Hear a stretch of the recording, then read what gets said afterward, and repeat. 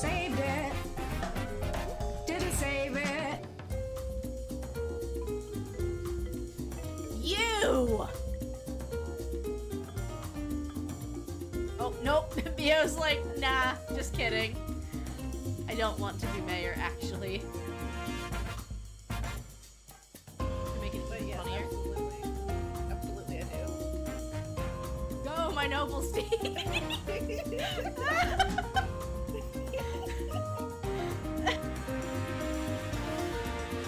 The ship doesn't swerve when it sees how big the iceberg is. I like big plants, I cannot lie. I think I need to go back to... Wait! Wait, what? Are you ready for some top secret horse-based intel?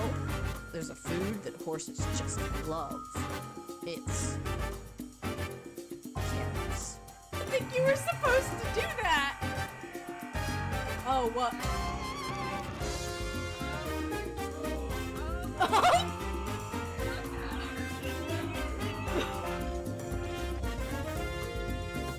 Sir?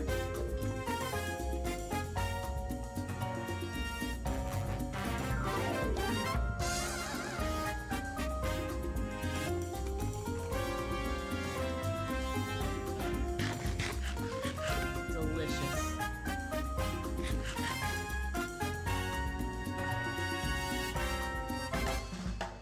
Giva, what are you doing? Alright, I think you're not. I think you're being taken off of chicken feeding duty, darling. Ring if. Oh, goodbye. Goodbye.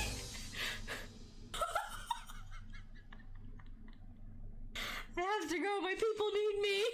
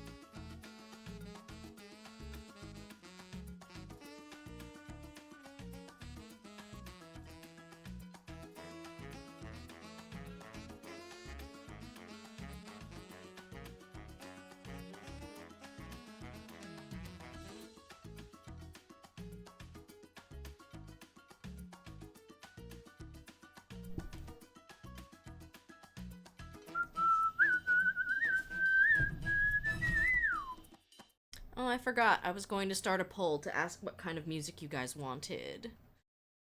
Oh well, I'll pick the music. Hi, Bill.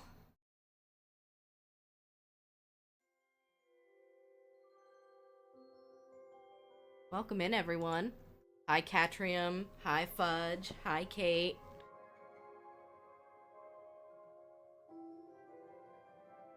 Now, don't forget, if you care about it, there are early bloomer slots available. Enjoy your lurk, Bill.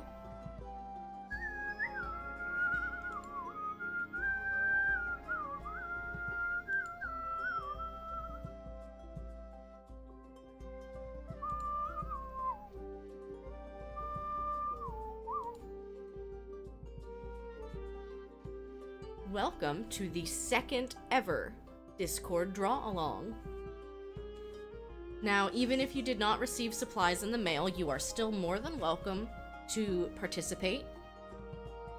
And if you like what we're doing, you should jump into our Discord channel, because you could get supplies for the next one that we end up doing. Last month, we did Mifa from Breath of the Wild, and now this is based on original artwork by Sarcastic Sketches on Tumblr. And unsurprisingly, this month, Urbosa was the winner. So this is my acrylic painting that I did. I have been teaching myself how to do acrylic painting using these stained glass portraits, because to me, that's a really good, it's a good style to get into, to kind of teach yourself a new medium. You don't have to worry about really fine detail work. You can make the outlines thick. You don't have to get super tiny scale. And I really like how this turned out. You can tell that I went with a slightly different color scheme than the original, because I was trying to go for a palette, and also, because now I have a set of 4, none of my other pictures had much green in them at all, so I kind of wanted to highlight the green that was in Urbosa's outfit, and kind of make it stand out a little bit more. So that's what we did here. Now, for my actual postcard, I'm going to stick a little bit closer to the true colors. We will do as much as I can with the colors that I have. Now, if you're drawing along with me, what kind of media are you using? I already know that the Queer Note is going to be a little bit late. They wanted to step out and get some new colored pencils. So I'm not necessarily vamping. I will probably get started, but I'm gonna work on picking out some of my different shades that I plan on using for this. Thank you, Kate. I have been having a lot of fun learning how to do some acrylic painting. I don't think it's a hobby that I'm necessarily going to stick with super hardcore, but I like it.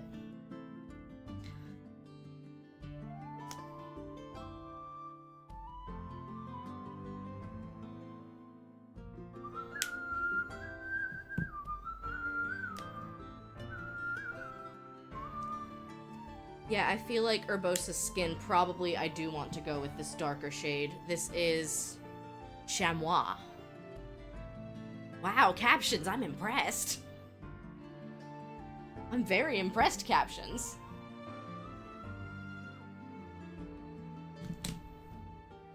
I have a nice assortment of flesh-toned markers that I have gotten. These are Copics.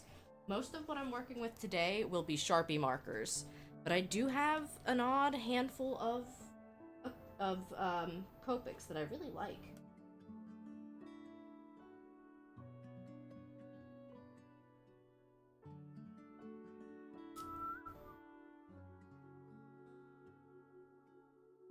That might be what we use for her skirt. It's just a tiny, tiny, tiny bit dark.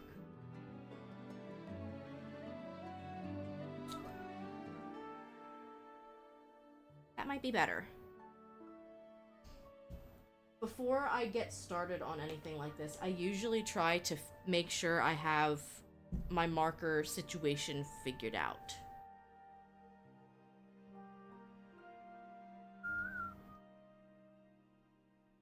Hi, Dennis! Welcome in! I believe I heard that you are using colored pencils today. We're just getting some of my different bits of my palette figured out before we get started.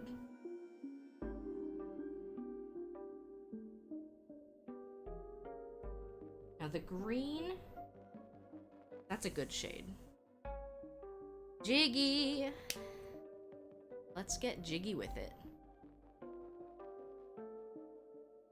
And then we have the NES cartridge.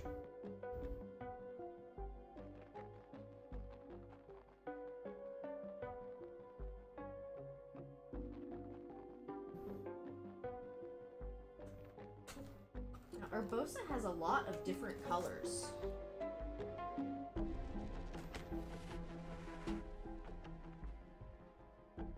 Dennis, have you used the carbon paper yet? I did that step beforehand, but I can go over a very brief description of how to do it if you would like.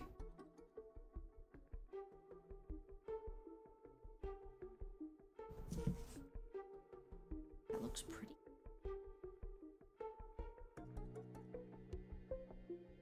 You're familiar with it from high school.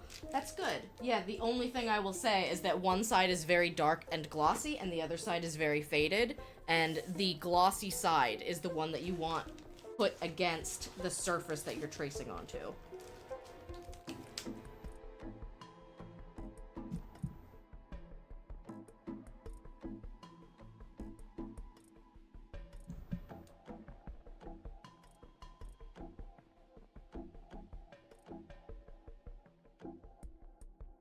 Now, I might start with the light rays that are coming from behind Urbosa, just to get them out of the way. And I'm not exactly sure how I want to handle the smaller bits, because as you can see, the stained glass lines in the original, I did not trace all of those because I feel like that's a little unnecessary. But you can see that I missed the little bracelet sections. Oh, exactly. I was actually showing off earlier. This is my acrylic rendition of this picture. And I leaned very hard into the little bit of green that she has in her outfit and kind of changed some of the colors around so that I could invent my own palette for it. And I think that's a lot of the fun of doing a draw-along like this. Like, we could turn this into just a paint by number, and I could literally mark down which color to use where, but I think that takes a lot of the creativity and the fun out of it. I love to see what you guys are going to come up with.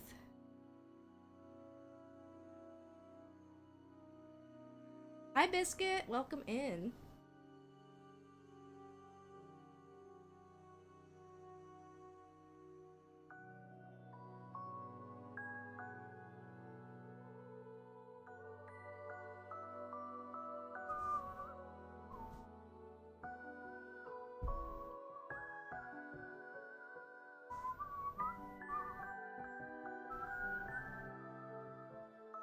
We're going back and adding some of the things that I missed in my transfer paper line. You can also see the downside to the carbon paper is if you press too hard, you will end up with little smudges. These will usually cover up well enough when you are in the coloring stage that it's not worth worrying about too intently. You think you have to cut the coal paper in half. It's too big. It is a little bit larger. I wanted to make sure everyone had enough to work with. But you are more than welcome to trim it as needed.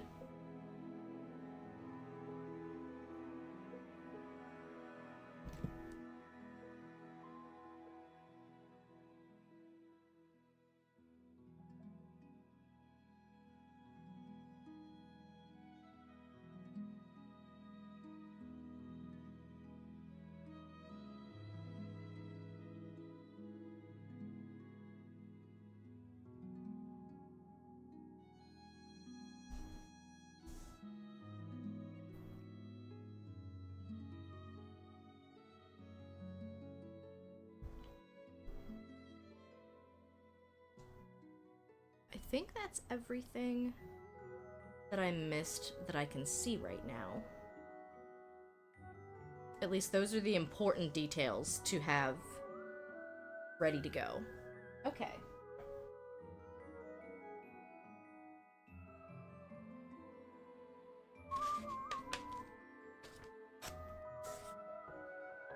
Happy Saturday, everyone. Can you hear everything okay? Can you see everything all right? I have a lovely assortment of markers, and I'm very excited to share them with you virtually.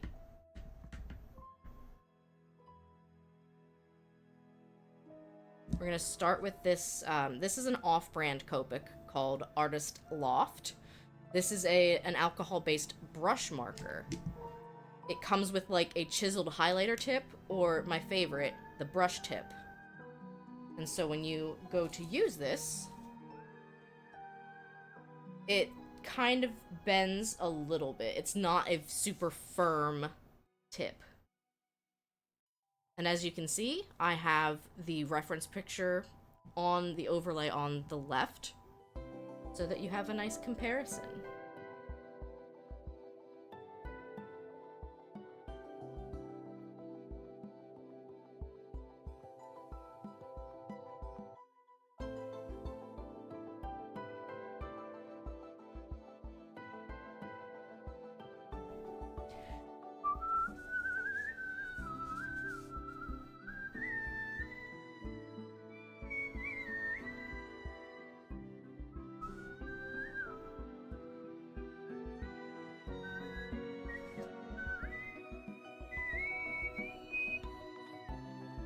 We may actually have some more original designs that we can try for next time.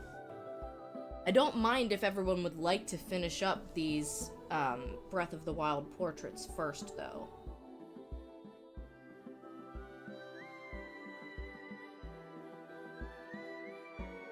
But it's really going to depend on who intends to participate.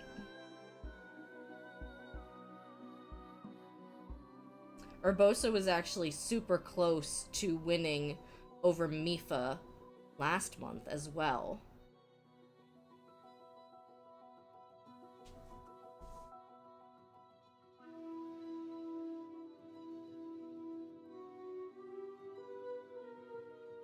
Hi Mo, welcome in!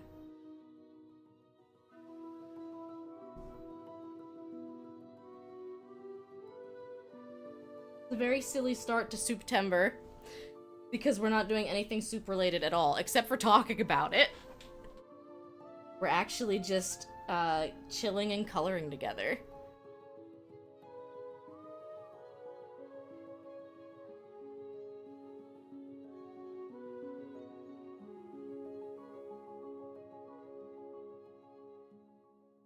Ooh, you got it, ba-bomb. A solid pick.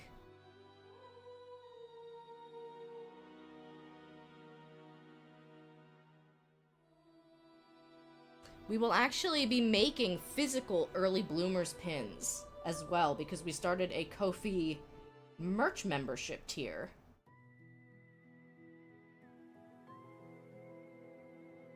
My jewelry glue is coming in later. I'm sick of using hot glue to make my pins because it doesn't work. It just doesn't work. I've had so many of the pins that got sent out for bingo prizes that broke in the mail because hot glue is just not a solid option. Ooh, our star bits are almost at 69%. Nice, nice. So yeah, the nice thing about this brush marker is that you can really use it almost like a paintbrush. Like, you can get the very, very tip up against your outline pretty easily. And then as you can see, I've been trying to paint slash brush in the direction of the rays. That's kind of just a personal thing. But I think that that adds a nice texture to your drawing overall. You can do that with colored pencils as well. I'm pretty sure that's actually what I bought, Mo, was that E6000. It's like a little tube. And I remember it was E and it had a number.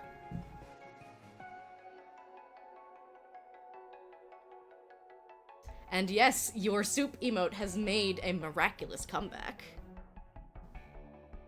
God, I want more Copics. Why must they be like $7 a piece?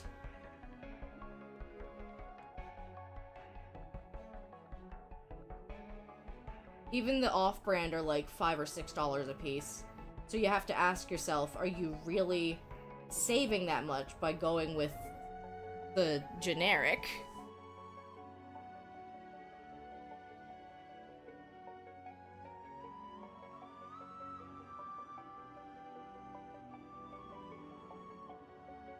So everyone's favorite wifey from Breath of the Wild was the pick for this month's draw-along.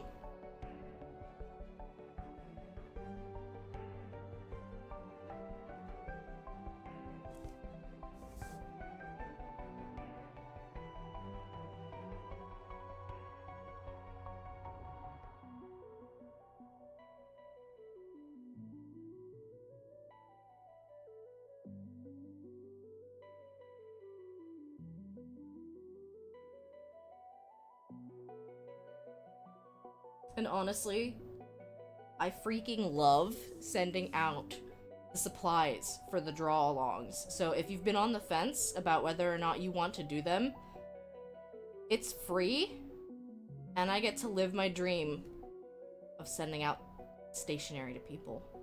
It's so fun.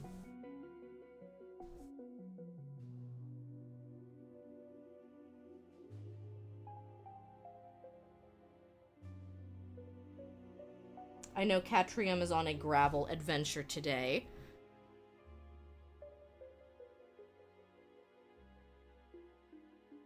Maybe getting back soon from said gravel adventure.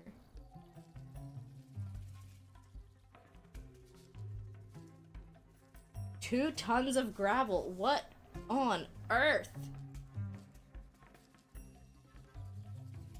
I mean, to be fair, we have a couple bags of paver sand that we bought with one of our stimulus checks forever ago. Fudge and I are working on getting a little patio going, which you think would be a lot of rocks, but surprisingly not as many rocks as expected. Interesting. But that's kind of the nice thing about the draw-along, is that the VOD will exist later. So if you ever decide you would like to do something like this, you can go back and find it.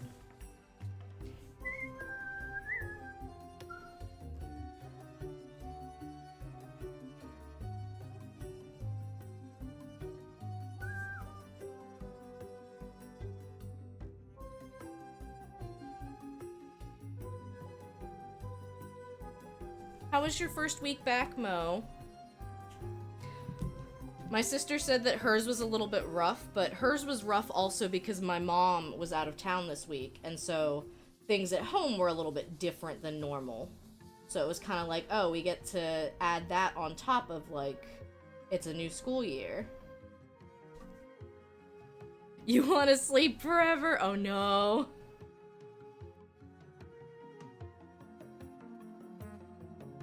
The school that my sister teaches at, if I remember correctly, they are splitting their school into, like, multiple campuses now because they are a private school. So now she gets to go back and forth and manage students between campuses and all sorts of fun stuff. You take as much nap as you need.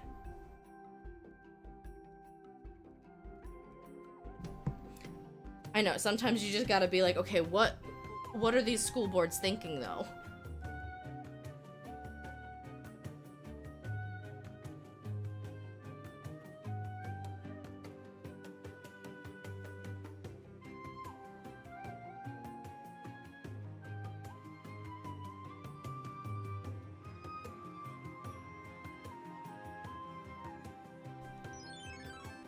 They're not. I mean, you are correct. They're not. By the way, the stats reset because it is a new quarter.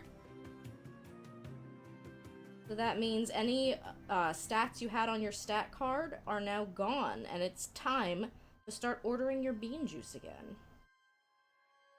If you want.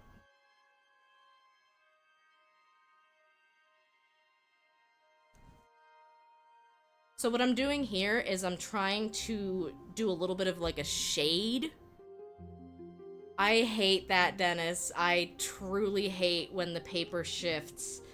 And unfortunately, the carbon paper is not great at erasing. My suggestions would be either correction ink, like whiteout, or trying to fix it in post. Because this is a pencil thick outline, but as you can see on the reference picture, the outlines are fairly thick. So you might be able to make up for it in post by just making the outline a little bit thicker. That is the one thing that I'm trying really hard to keep using markers in my art, because you can't always correct mistakes with markers. Thank you for getting that beanie. I appreciate you, because we don't need a stinky little beanie trying to go after Beans' food bowl. He doesn't need that in his life. He doesn't need that kind of stress. But anyway, using markers has kind of helped me greatly to learn how to let go of, like, oh, this was a mistake, oh, that was a mistake, and how to figure out, well, what can I do to, like, make this look okay in my head? Can I fix this?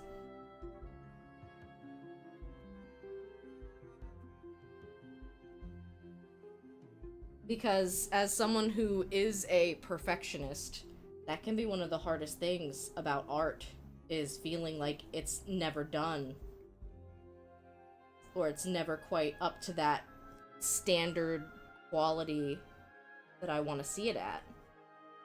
And working with marker helps me let go of that.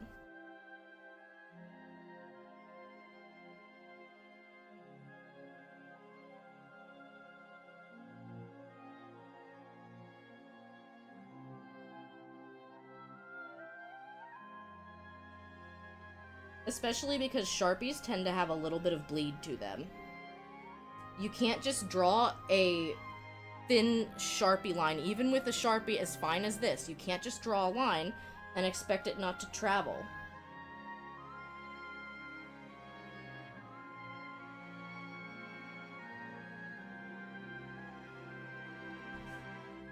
Colored pencils, of course, work differently.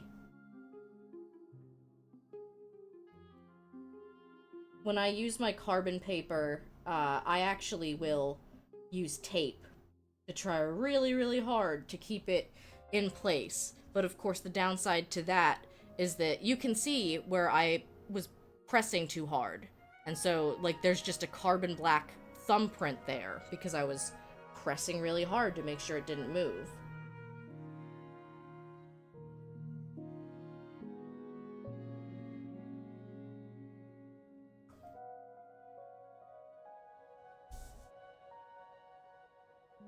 You know what the funniest thing is that I have learned about myself since we started doing the draw-alongs? Is just how much I keep rotating. I'm spinning Urbosa every which direction so that it's more comfortable for my hand. And I have realized that, hey, guess what? You can do that in digital art too. Because I never used to do that.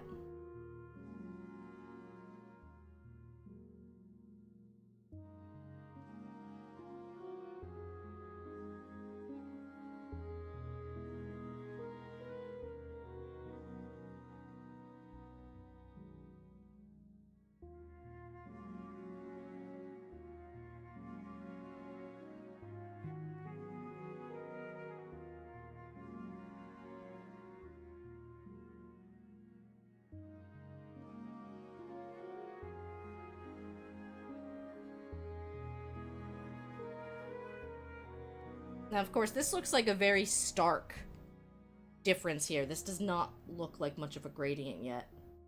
Trust the process. It's really easy to do something and hate it because you're not done with it yet.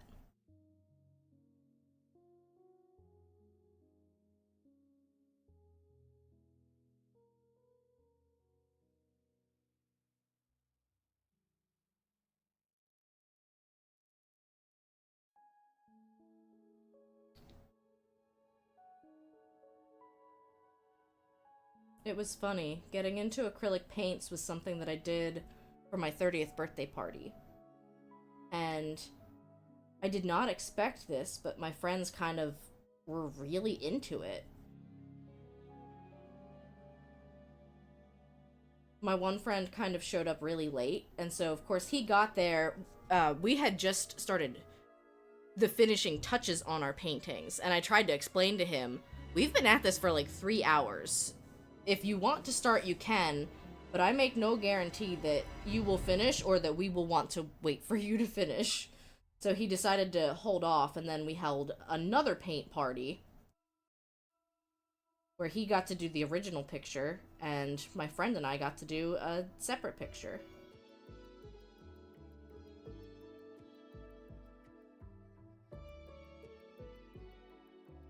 And yeah, it's just kind of, it's fun to, like, watch your friends who don't usually engage too much in arts and crafts and things get really into painting.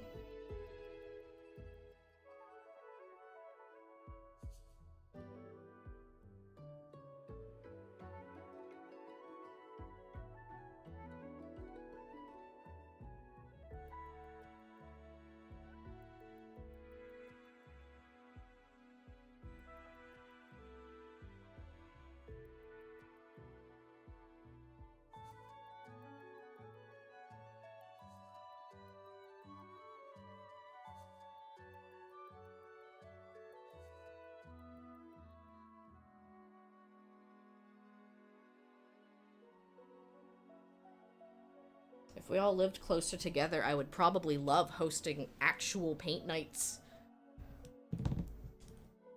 for streamer friends and Discord friends. You think you have to start over? That happens sometimes. I won't judge you, and I won't tell you yes or no.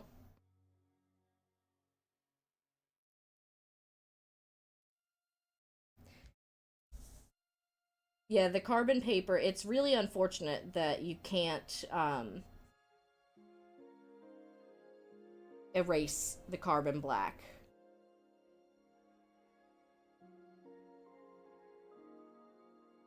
Which is one of the reasons why I left out some of the bits.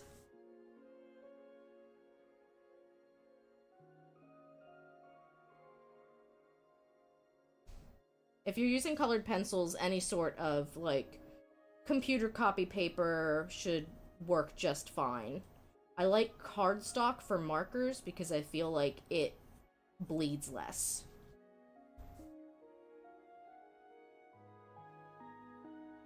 And I find that the carbon paper still works even if you're tracing over it in the exact same spot. It's pretty good.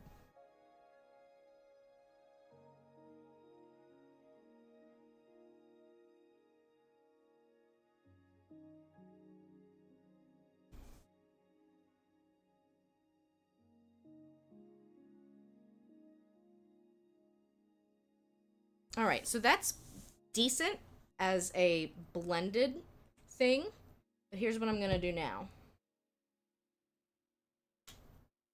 We're gonna go back to our brush marker.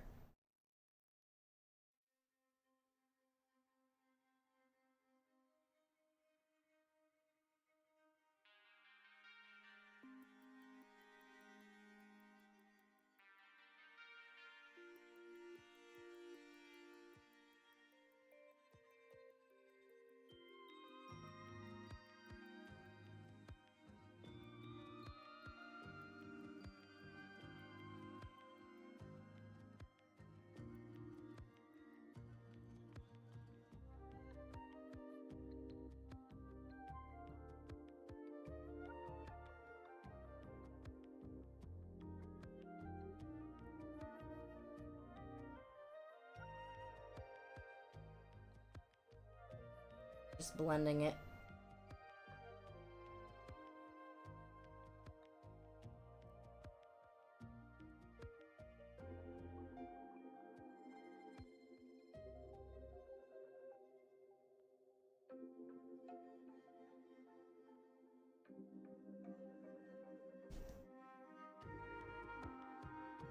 And you can see it's already kind of starting to have the effect that I want it to.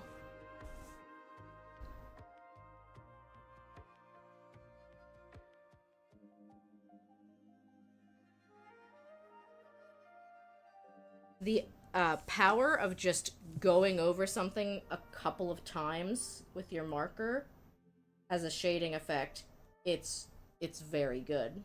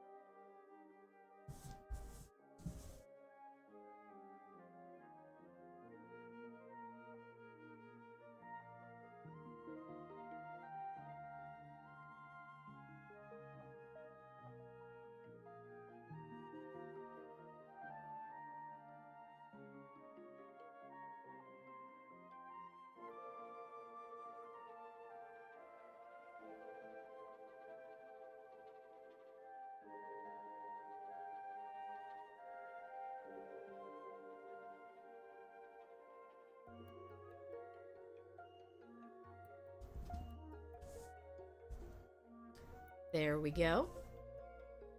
You think you saved it? Heck yes.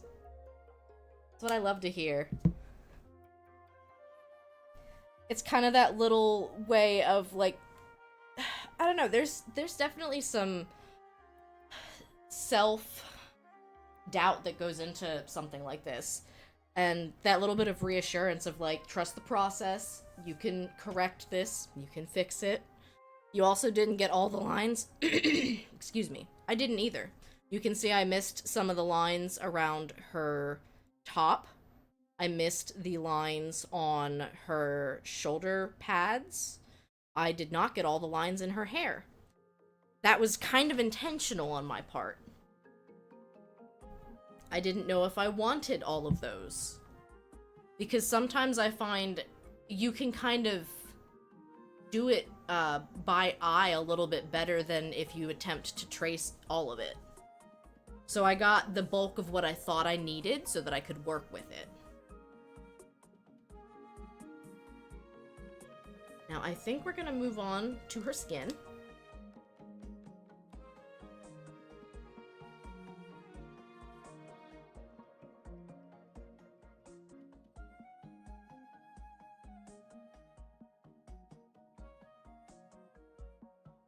What is that on the paper?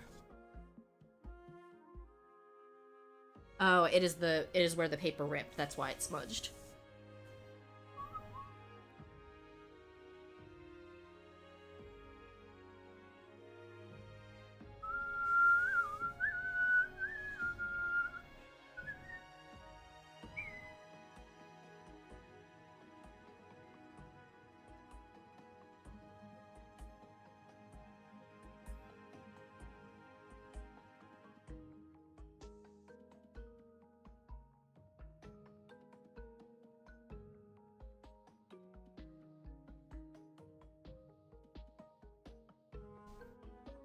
It does feel weird still, being off of Twitter finally. I won't lie.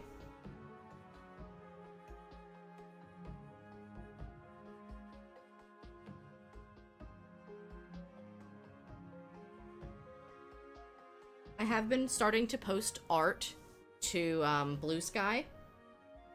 You bought pencils but not a sharpener. Oh no. Do you have an X-Acto knife or like a cardboard box cutter? Of course, with the caveat of please be very careful.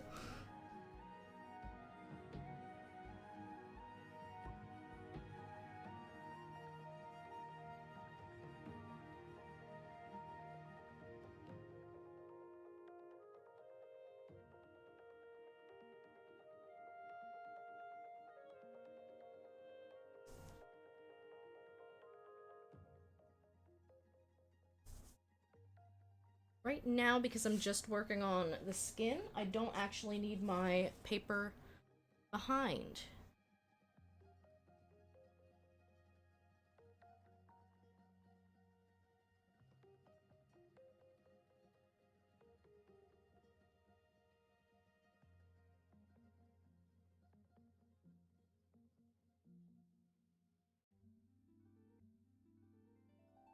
Dennis, did I tell you I really thought it would be so cute to have a sound alert of the little Pikmin singing from Pikmin 4?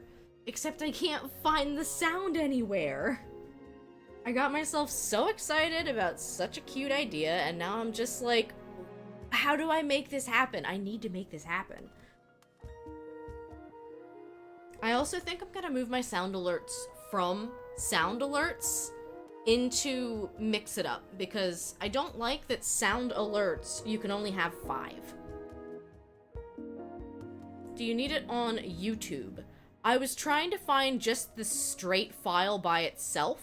That's how I found a lot of my Mario sound bites. Like this one. Oh yeah. That's how I found that one. And the oh no.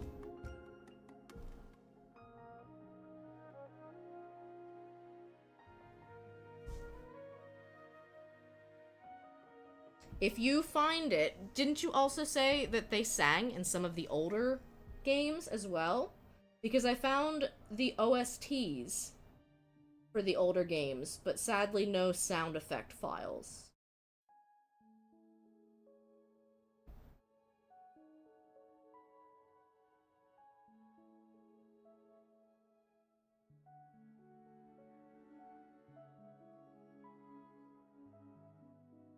Because, yeah, I am not partial necessarily to the song from Pikmin 4, though it is very cute, and it's also the only one I know right now.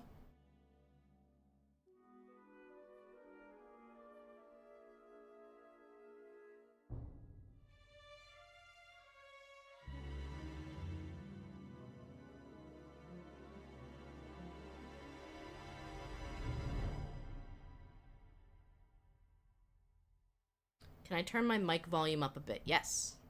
Probably. Microphone. Microphone. Bum ba-dum ba-dum ba-dum bum ba-dum bum ba-dum ba-da-da-da-da-da-da-dum.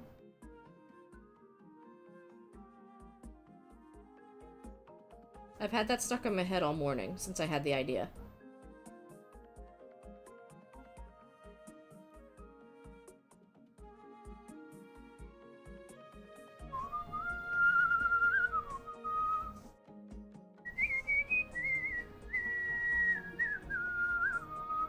It might also be that usually I'd be, like, kind of lined up better to the microphone, but I'm kind of beside it because I'm got my head down doing art.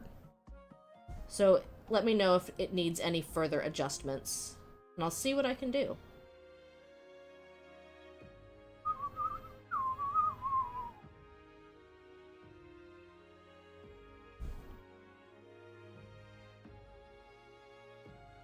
But I do not mind tweaking it.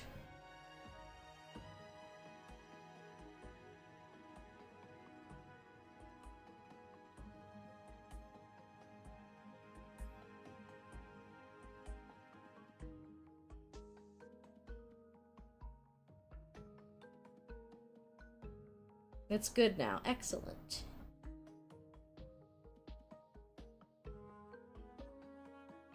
Are you guys having good weeks so far?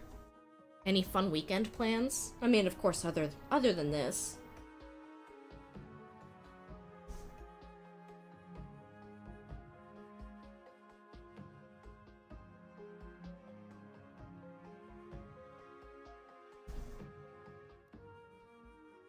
So as you can see, right here,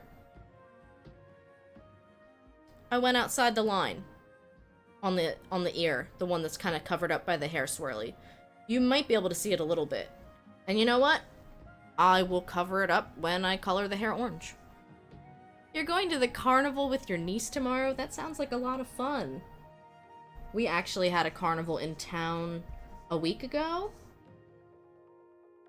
And I was very mad because the Mexican food truck that I love that closed down their storefront because they wanted to try to do events and festivals, and I think they probably had too much overhead to keep the storefront open year-round. Like, they were starting to lose money off of it. So they were at this carnival, except they never posted their hours, And apparently, they didn't do lunch on any of the days. And guess when I went to the carnival to try to get food during lunch? So I never got to have my empanadas. Heartbreaking. But I'm sure that you and your niece will have a much, much better time at the fair.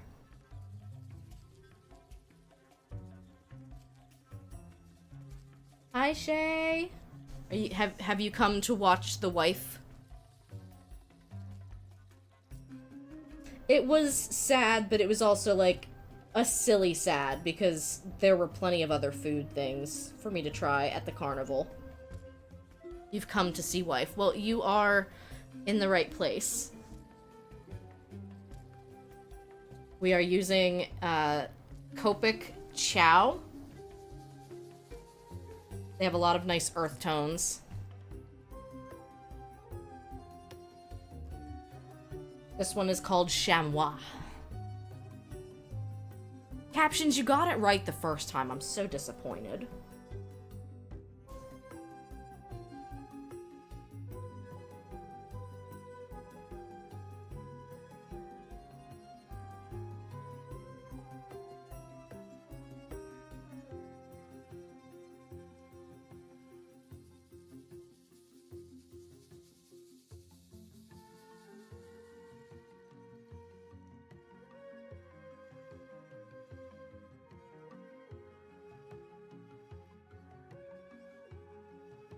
So of course you can kind of go over areas a couple times. You can add your own shading. You can do whatever you want. Check this one out, Shay. This is the acrylic version that I did last night. I changed the color scheme so that it would fit her outfit a little bit better. She had a lot of nice green colors in her top and her shoulder piece, so I kind of wanted to stick with the green a little bit more.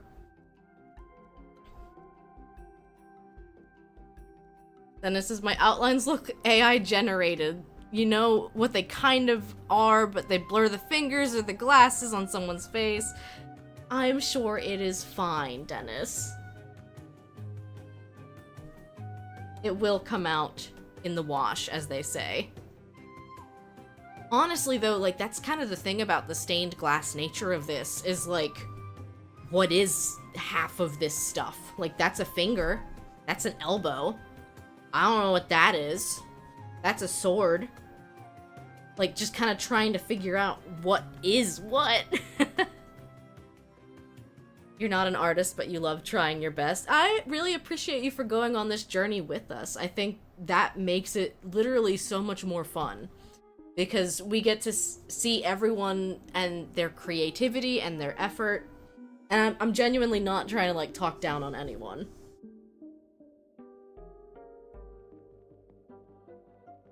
I think we all have different levels of art in our background. And I think doing something like this that can make the art more accessible is fun. Everyone got to start with the same postcard, the same reference picture here, and a piece of carbon tracing paper.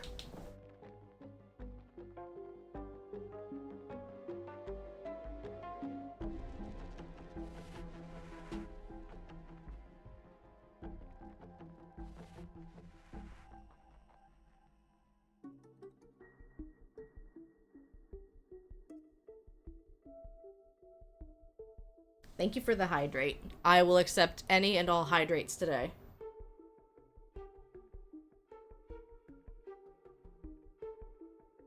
Got a nice tall glass of water here. You see, it's actually, there's a compass on the bottom of this cup. This is like one of the coolest cups I've ever found. And I bought it for Fudge as a gift, and now I drink out of it constantly. Sorry, Fudge. It's a good cup, what can I say?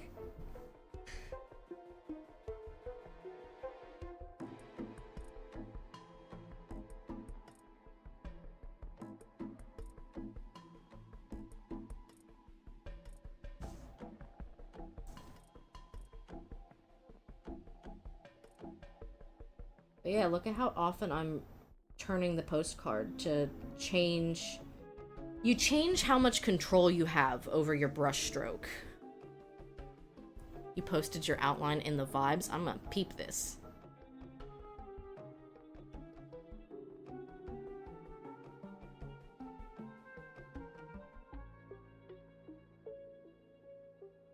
That's not bad though, Dennis. I can see that, like, there were a couple of spots along, like, the hair where it's gone over twice, but I can see all of the shapes and I can tell what they all are. And I don't think it's a bad thing. It looks like you left out this ring in the background, and I really think that's just background. And it's kind of confusing. That's when the paper moved. Yeah. That's the one thing I don't like about carbon paper. We had, let's see. I've done this before with wood burning.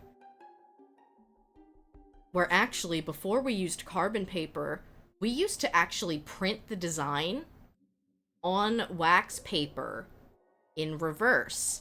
So that way, you could literally just take your printer ink and use that to kind of transfer your design. However, that usually 50% of the time meant that you were going to mess it up during the transfer because the wax paper curls, and if anything shifts, suddenly it's printed and like it's crooked or it crinkled or, oh, it was a mess. So I was happy when we figured out the carbon paper trick, because that was so much nicer than the wax paper. And do you want to know something? I said this last time. I will say it again.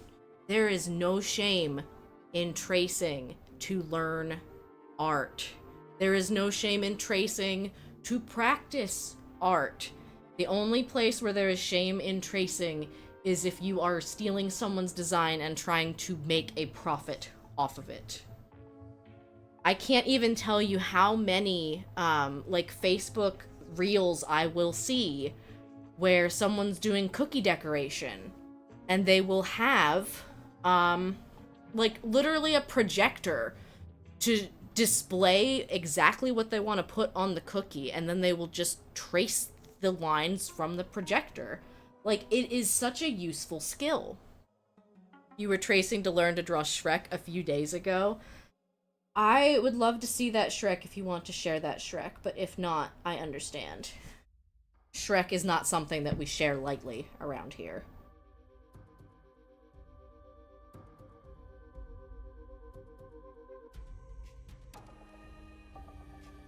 Tracing is how you learn. Tracing is how you can get better. Tattoos are notorious for blatantly copying. That's true.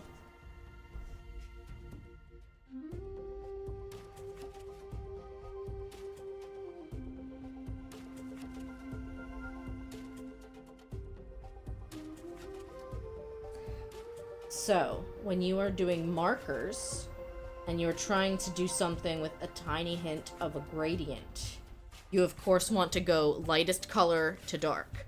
So kind of what I did with these rays, I colored the entire ray in with our lightest color. And then I kind of made my way back out so that you could work lightest to dark. What I'm going to do for the eyes is I want the middle of the eyes to be kind of brighter, and I want the outside of the eyes to be a little bit darker. So I'm going to start with my lightest color of green for the eyes.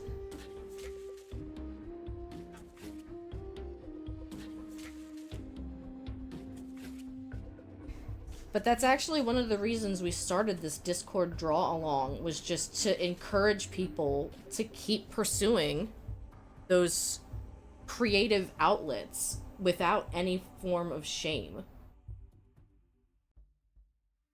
And to kind of like, I'll try to teach you what I know about markers in the same breath. You picked up some cute Pokemon stickers! Oh my gosh. I want them. I don't even, like, use stickers for that much right now.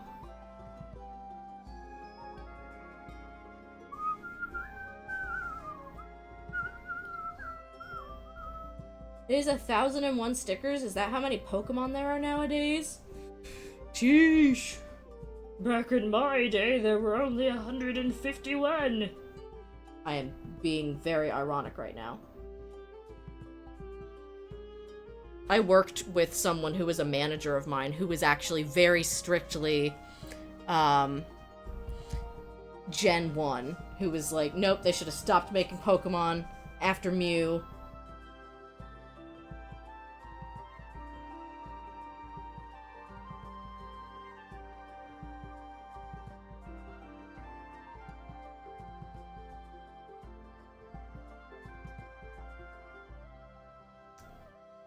Ooh, an art form you really want to get into is scrapbooking. Scrapbooking is fun. I have an aunt who is very into scrapbooking, if I recall correctly.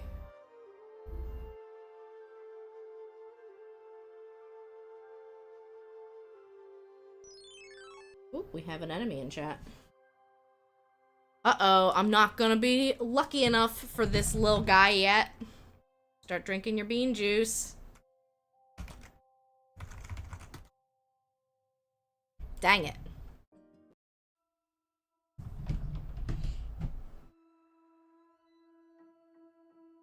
Yeah, the stats just reset before stream.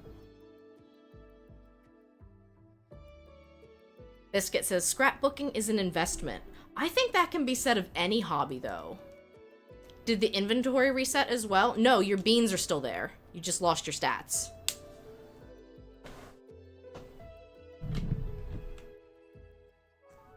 So, feel free to order away.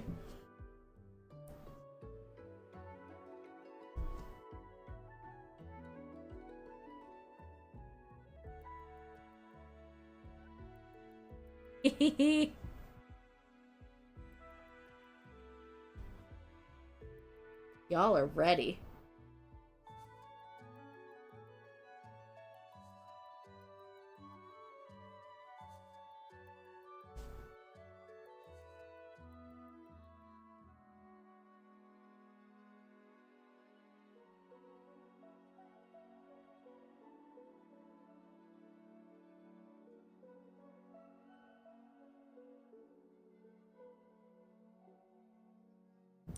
Do the exclamation mark stats.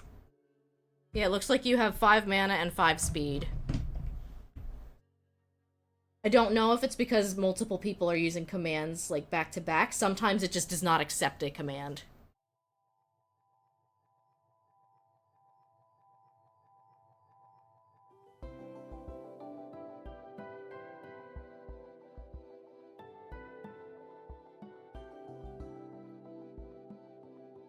Now you got 2 luck.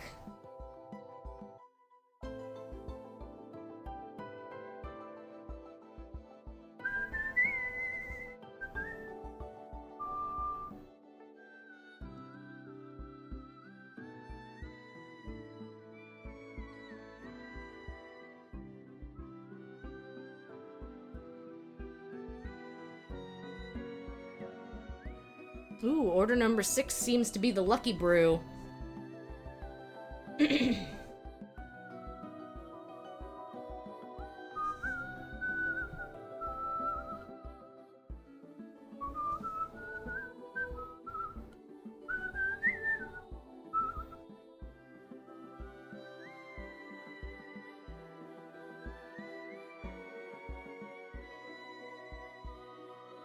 You need beans! We'll start summoning some enemies. There's a channel point redeemed for that. You can fight as many things as you'd like.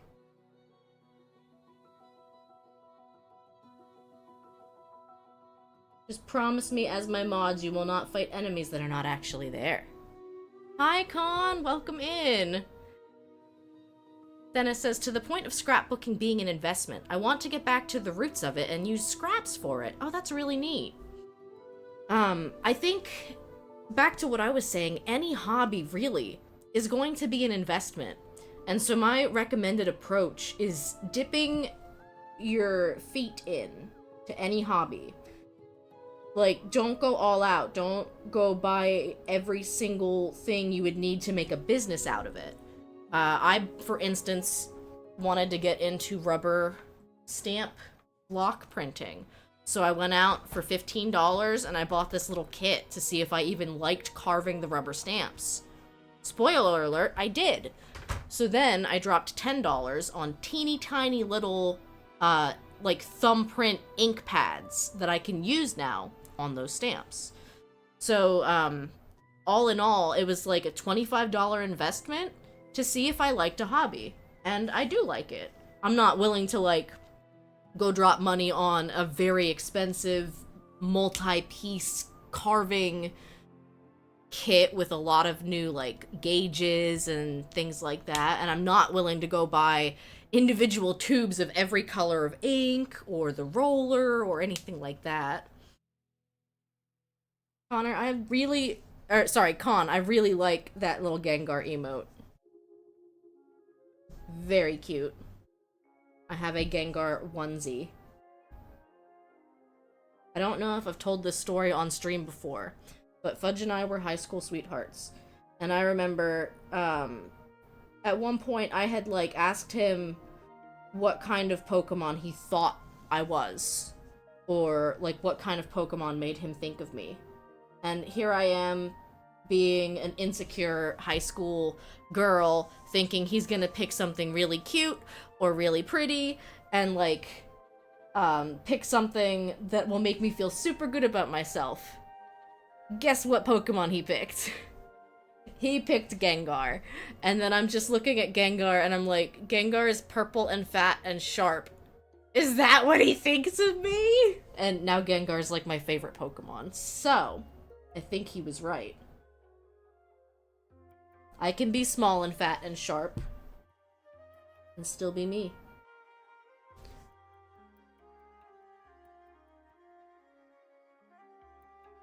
He was right all along. I will give him that. There you go, Fudge. You were right.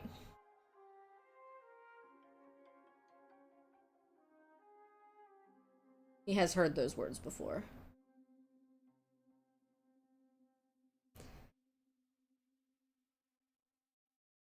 But, of course, it was a real ego blow at the time, because I was expecting him to be like, oh, you're, like, totally a Lapras, or a Milotic, or, like, something like that.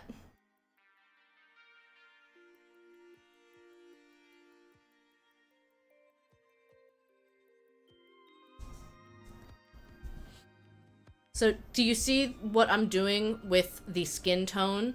How I'm kind of brushing over certain areas a little bit more than once to give us some shading.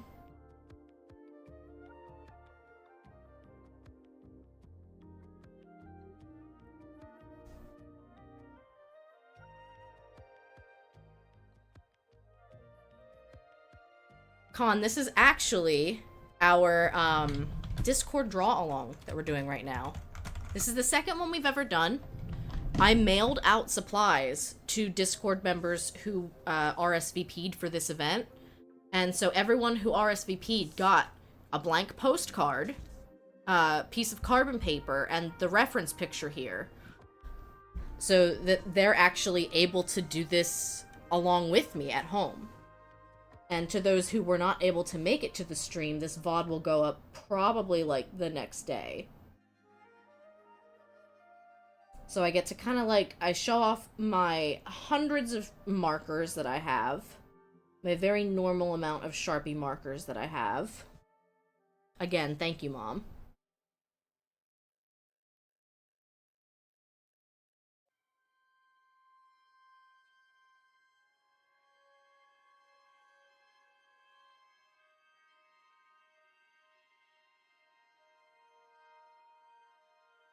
This is a fun little community event that we do.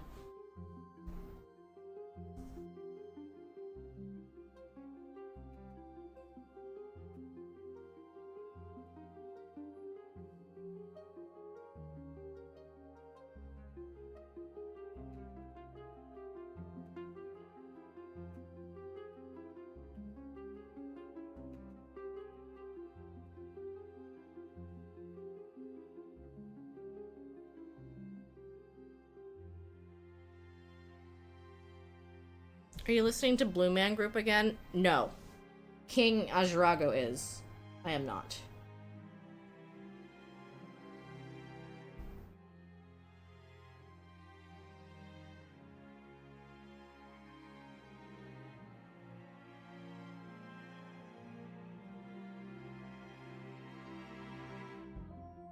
This is actually the Core Keeper OST. Yet again.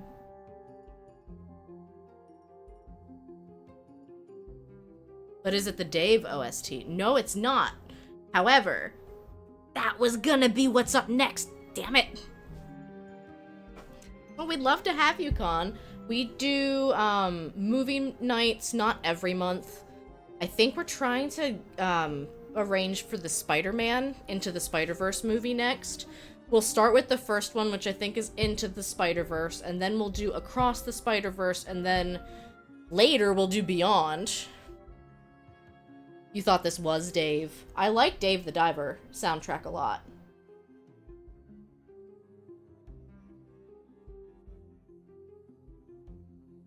I also have the Rune Factory music.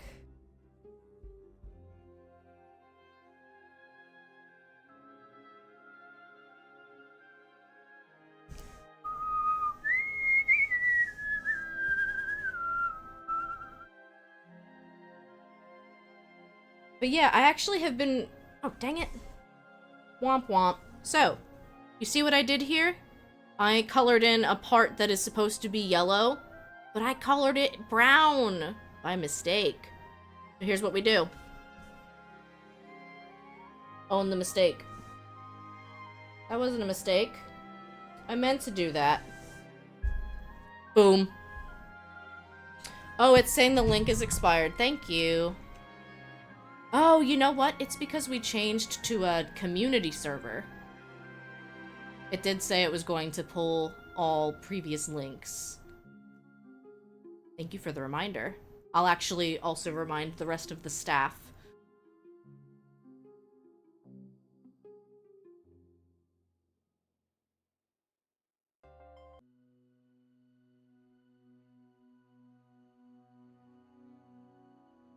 Why can't I grab the invite code? Is it because Discord streamer mode is on? I think it is.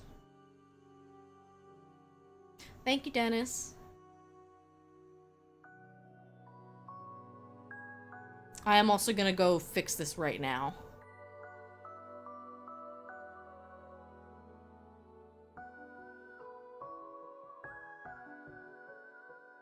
That link should be valid. It says it expires in a week. So I'll grab the permanent one and go fix my command.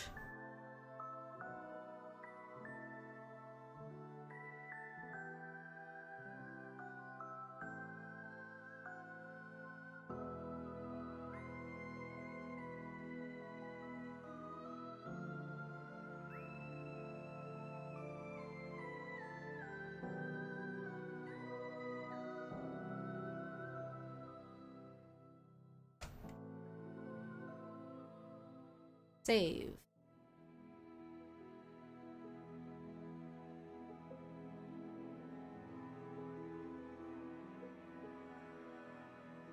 Looking for my link hi emote. There we go.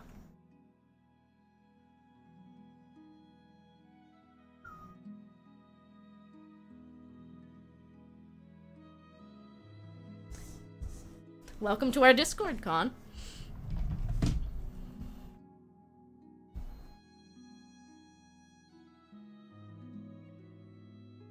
Hi, Desi. Welcome in. Welcome to art.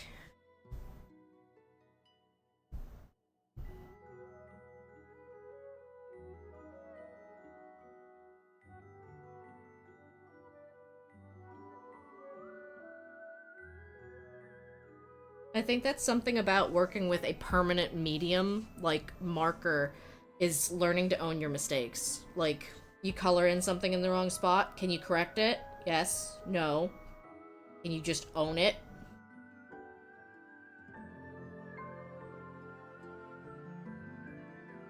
Like, even if you didn't mean to do something, it could still look good. It can still be your creative take on something.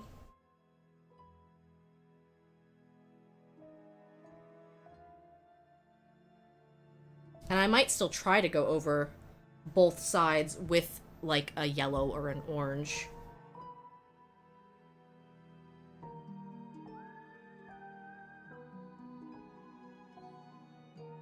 But this way, they will be identical.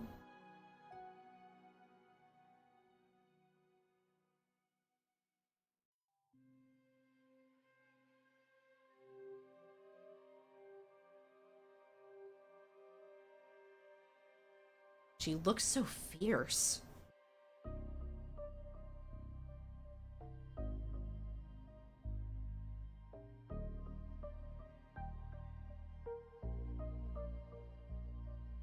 I mean, that kind of is Urbosa's whole deal.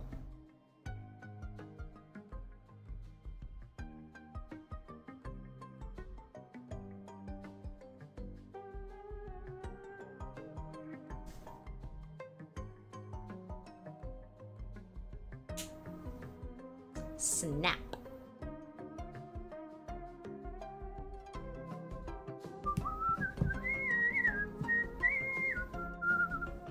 So now, I said I was gonna try to fix that, right? Well, here's what we're gonna do. Let's visualize. What's this going to look like if I try to fix it? If I try to put some yellow on top of it.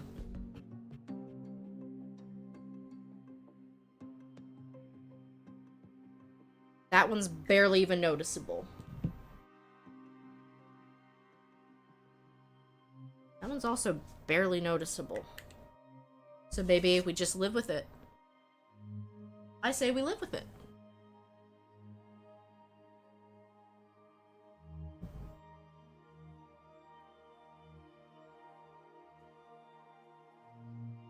Now, I think I like this medium yellow for the jewelry colors. I think the other one is a little too orangey. It's not going to really come across as gold. I have gold Sharpies. I don't like using them.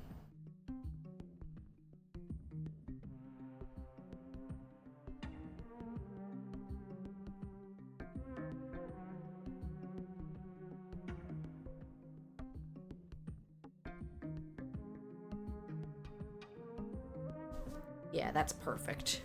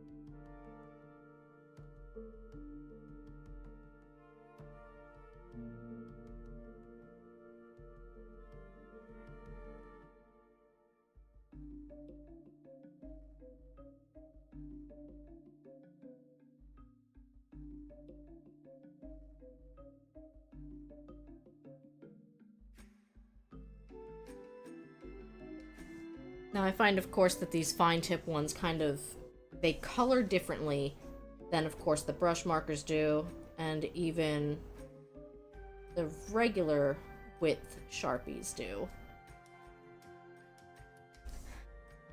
And that might seem like a no-brainer,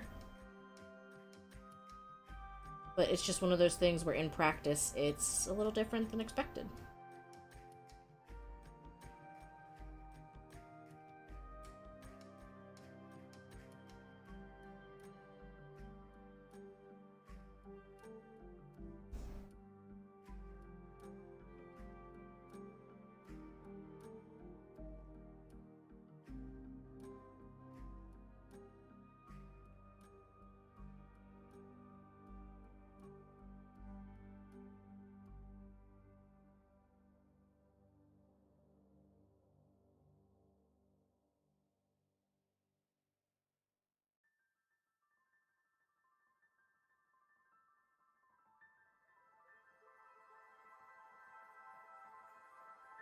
I really seem to be sticking to the like colors right now. Like, we have done the skin tones, we have done the yellows. I can't really say that I have a process. Kind of just, like, following. Oh, the coal keeps smudging for you. I don't usually have that problem too much. You might put down a tissue if you're gonna rest your hand on the postcard. It could have a thing to do with, like, how much pressure was applied when the transfer happened. I could see that playing a part.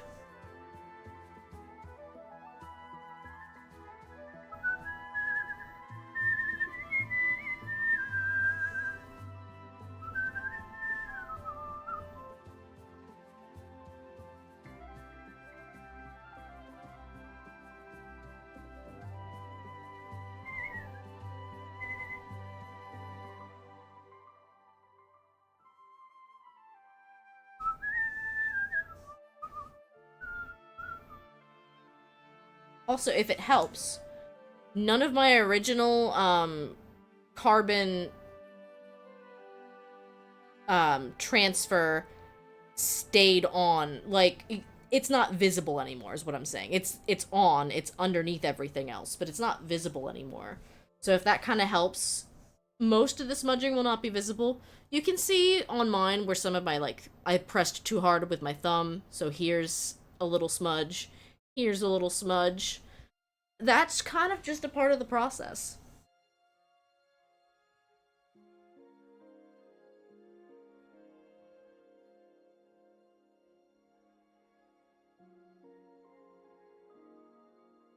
But because we all start at different art levels, I didn't want to jump into the daunting task of saying, oh, everyone, you have to draw this yourself. I just feel like the transfer paper kind of helps.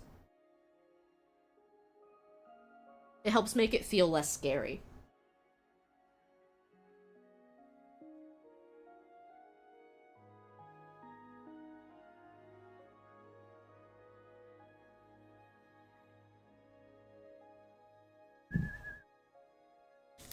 Alright, get ready to hear some Posca pen ASMR.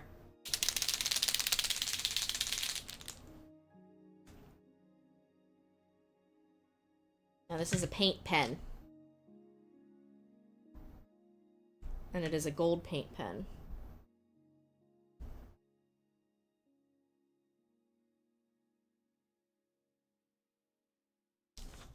Now I sometimes do this as like my top layer, but I think I mostly just want gold for some of the jewelry. So I'm gonna see.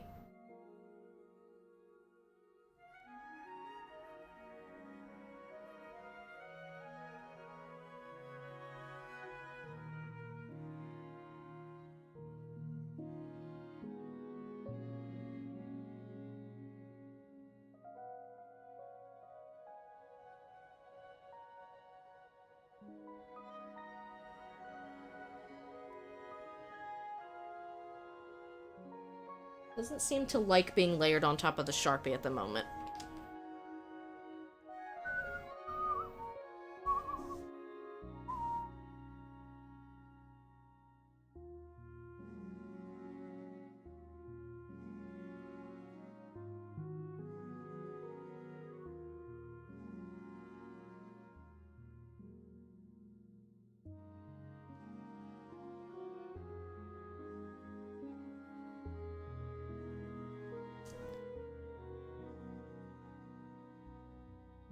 It's fairly wet, and color-wise, it doesn't really seem that different than the Sharpie. Which I think is my indicator to try a different approach.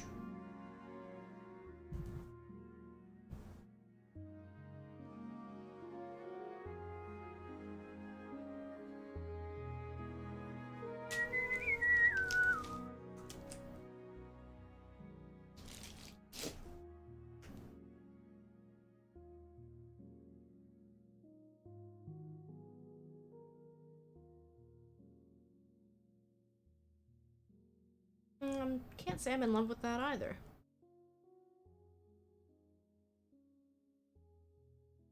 Bronze.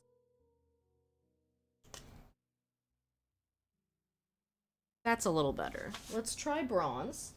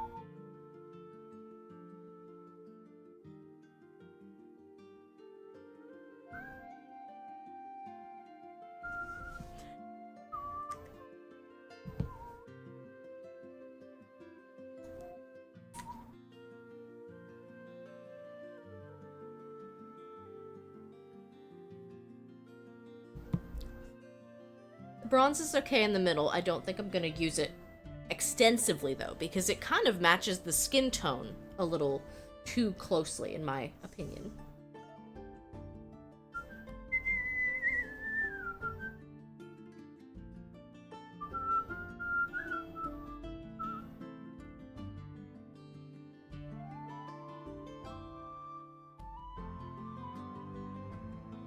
What other kind of video game OSTs do you guys like?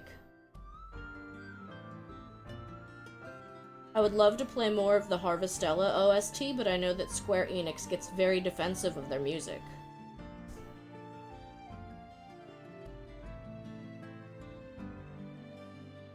Your Twitch keeps reconnecting. Is anyone else having some connection issues?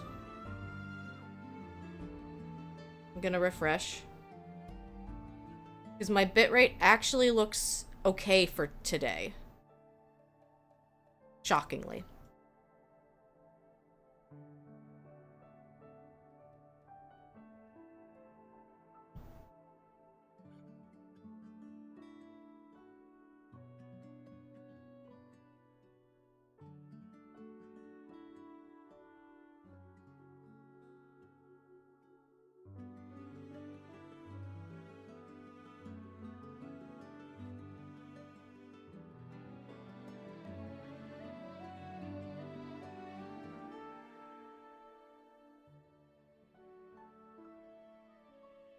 You like listening to the Genshin Impact OST despite not being a fan of the game.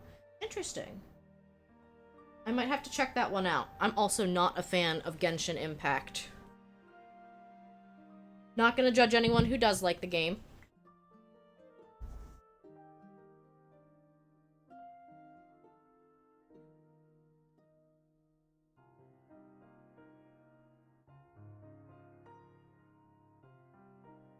I sometimes think music can kind of like surpass the game itself on many occasions. I actually never played any of the original Kingdom Hearts, but I did have the soundtrack, and it was amazing.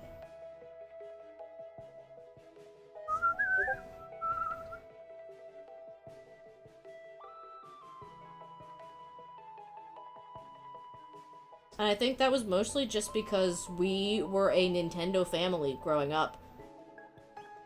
Didn't have any other consoles.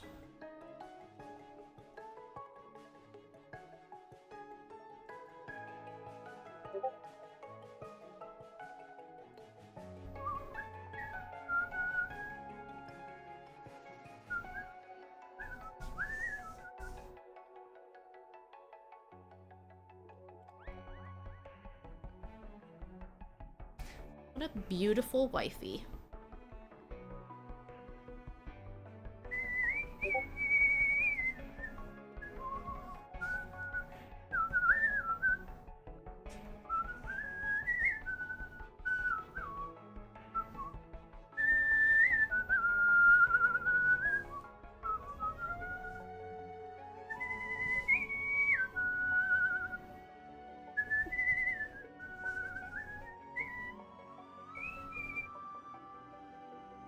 We're gonna try the Posca pen on the other hand bracelets, because I would like to have some consistency in my art.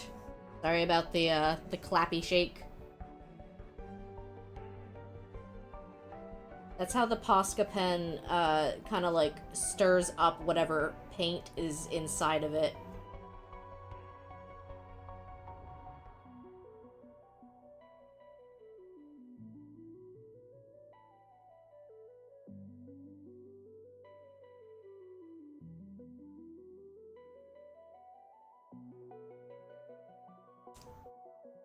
And now that is just so that there's consistency. Kingdom Hearts I only played as an adult. We were also mainly a Nintendo household. Did have a PS1, but never a PS2. Yeah, I don't think I ever had a non-Nintendo console. Not until I moved in with Fudge and he had a PS4. I started playing some games on my laptop. And I don't even think it was that my parents were that strictly, like, Nintendo snobs. It was just that that was the system that had the games they were more interested in playing. And so, of course, because that's what we had, that's what we played.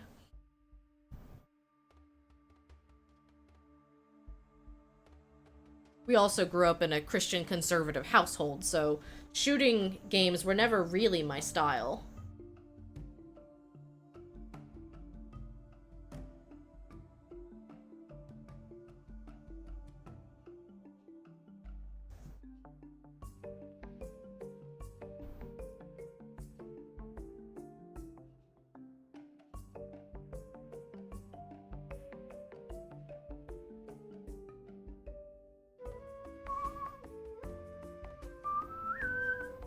Oh my gosh, did I tell you guys a couple of really cool things about my local game store?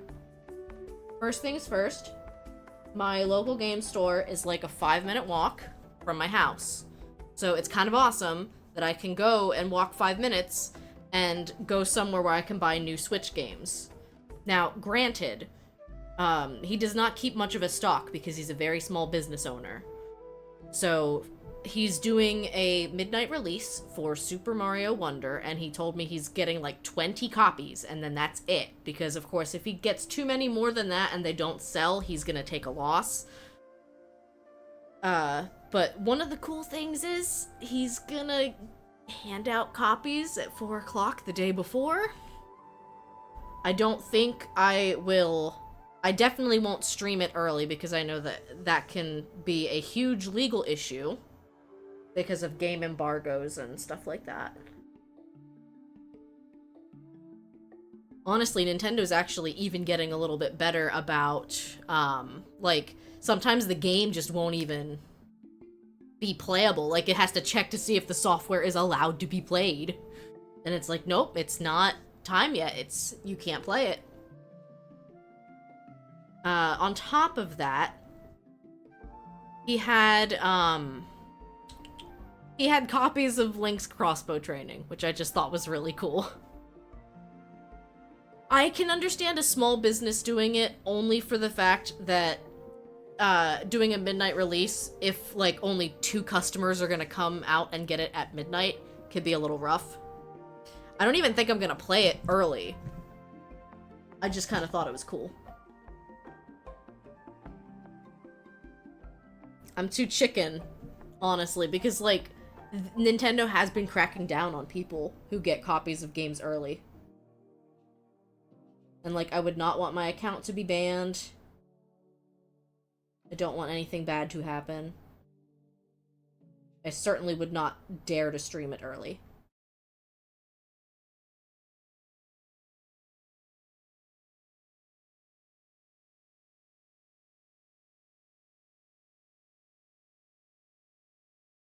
Alright, I think it's time, Dennis, for us to start moving on to our Blue Man Group playlist. AKA, Save the Diver.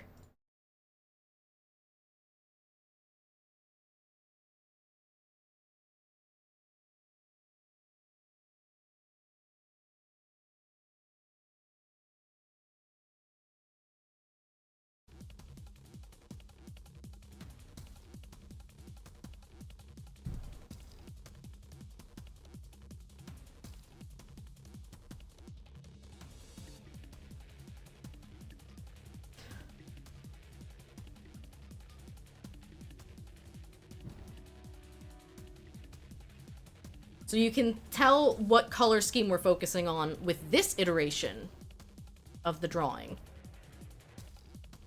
We have a heavy focus on all the yellows and golds and browns.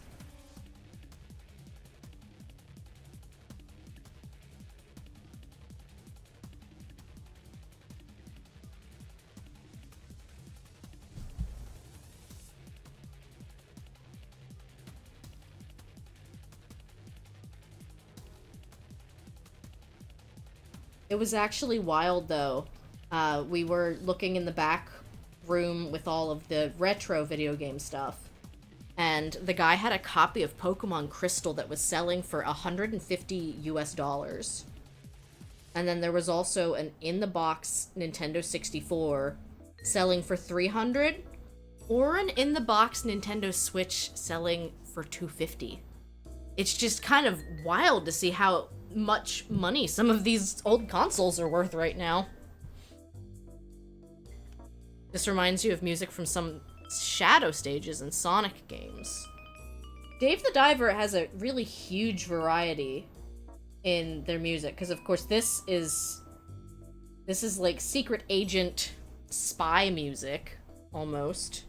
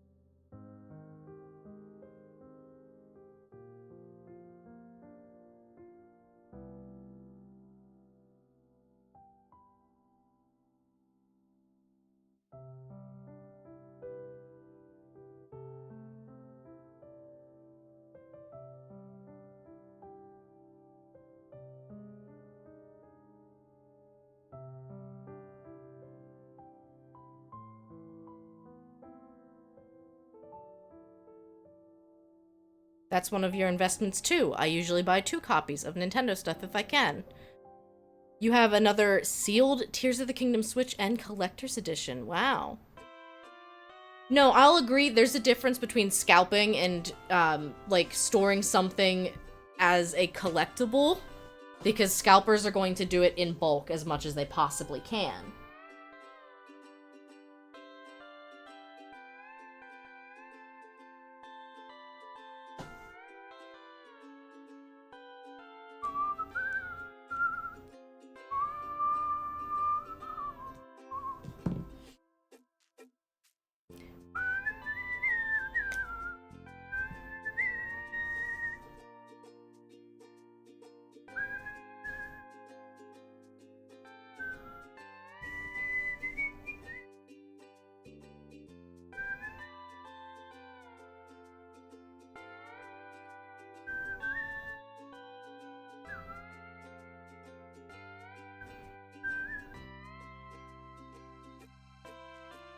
I have heard that Copic markers, the brand, they make a special paper.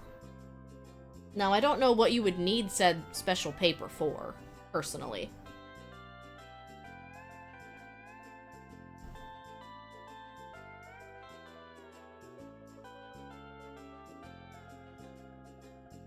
I don't know if maybe their blender works best on it. They sell a Copic marker that does not have any pigment in it. This OST is so varied. We got angsty chase music, we got Hawaiian Punch. That's Dave the Diver, baby. The game itself is so varied. That whole playthrough is going to be up on my YouTube channel soon.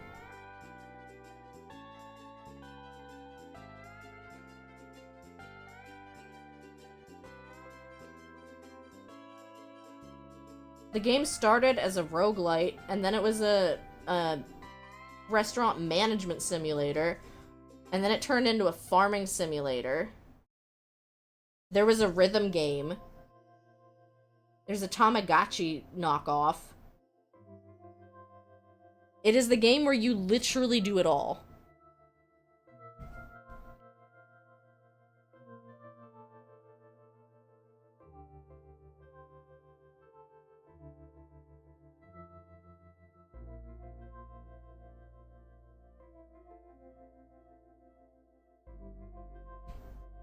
I really liked that game.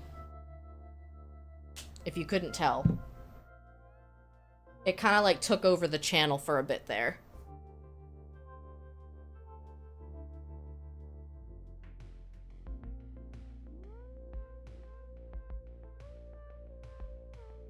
There was kind of a Pokemon Snap section to the game. I like games that have variety, but don't like when they do too much. The Yakuza series is like that, where you can do a million different things. The only thing that might make Dave the Diver a nightmare for you to play, and 100%, is the Tamagotchi. Well, I guess it also depends on how intently you are at, like, nope, I can't just collect every fish, I have to collect 3-star quality every fish. So maybe it is more of a nightmare then.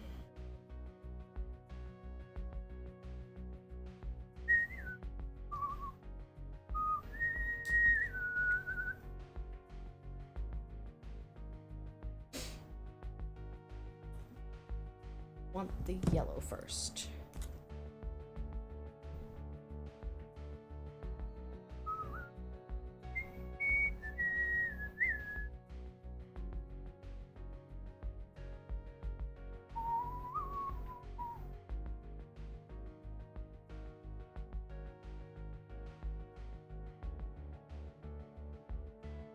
Sorry, I'm trying to figure out what colors I'm doing for what.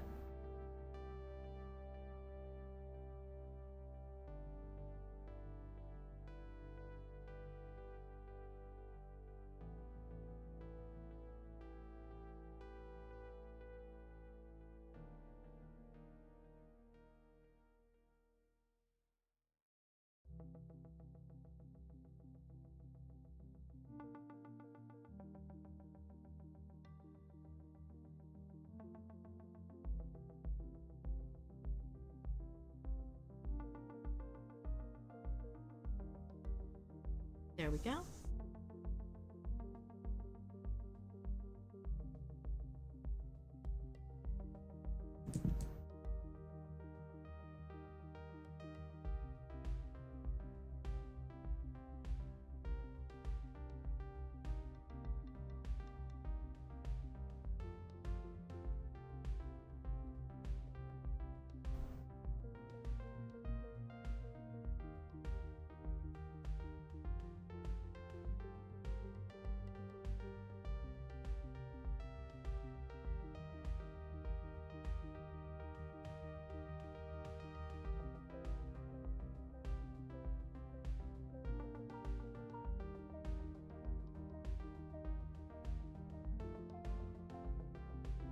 By the way, if anyone else is out there lurking, please let me know if you have had any sort of connection issues with the stream today. I'm trying very hard to document what has been going on with our internet as of late.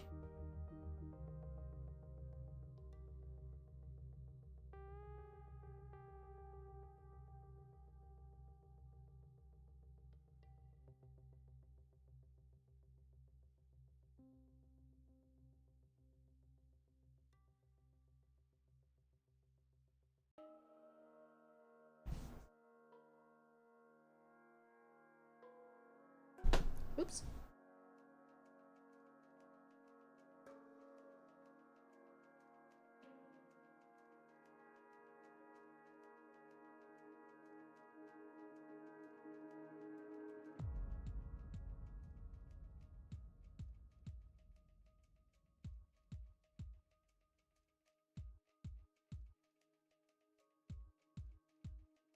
Switch to mobile and it's fine.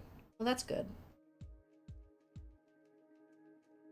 I have had that error pop up on my desktop version before. That, like, weird browser encountered an error thing. This is so pretty. I kind of enjoy the simplicity of, like, only having a select few colors.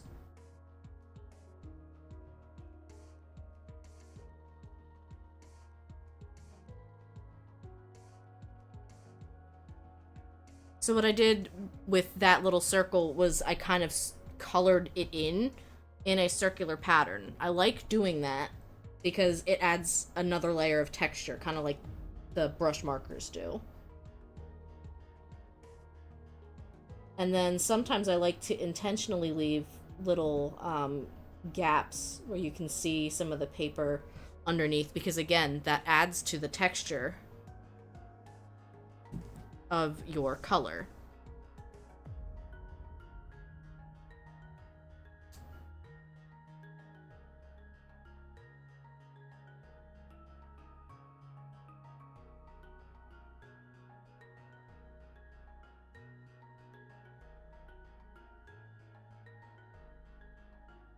As you can see, this tip of this marker is not particularly great. So I'm trying to actually give myself more space so that I don't end up coloring over things that I don't intend to. Meaning, if anything, I'm trying to kind of leave that white gap on the paper, room for the marker to bleed naturally. Because anything that's left over can most likely be covered up when you go to do the outline.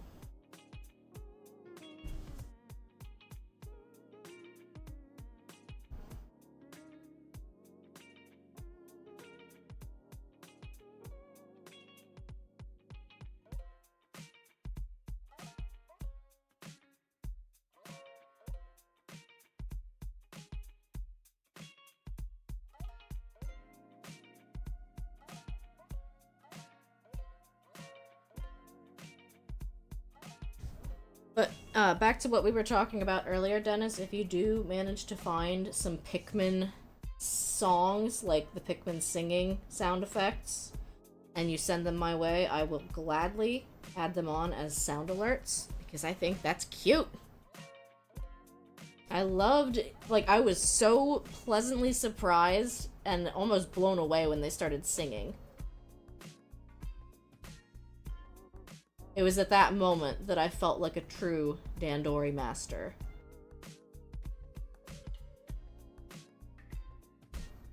Thank you for the hydrate, Catrium.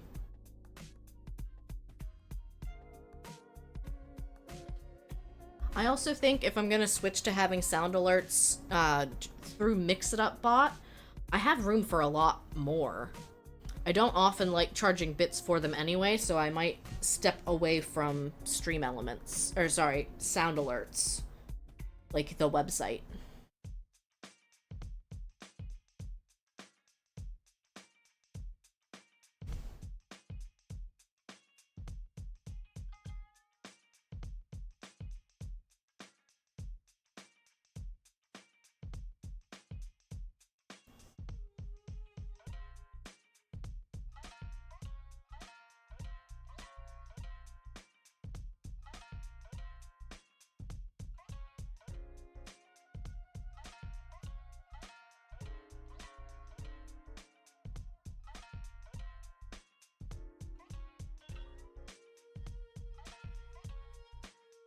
It was actually kind of funny. I was on Reddit, on the Dave the Diver subpage, and somebody was there trying to ask, what's the best weapon in the game?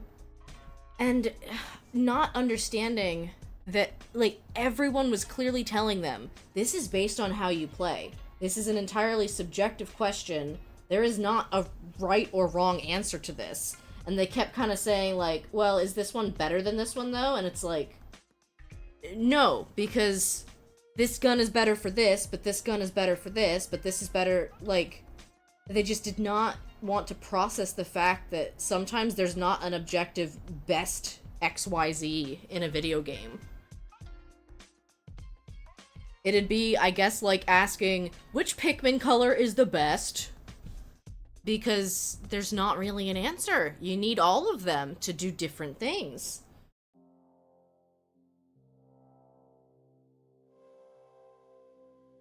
And, like, that's a different question from which one is your favorite.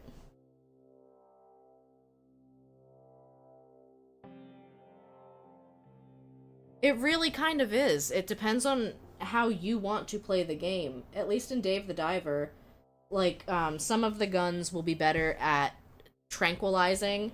So if your playstyle is to go after the bigger and more aggressive fish, like the sharks, you might want something that will tranquilize. If you're going after smaller, more peaceful fish, you might want something that is a net gun because you can collect in bulk that way. Or if you just want to play the game and you care most about survivability so that you don't die during one of your dives, you might just want a normal gun.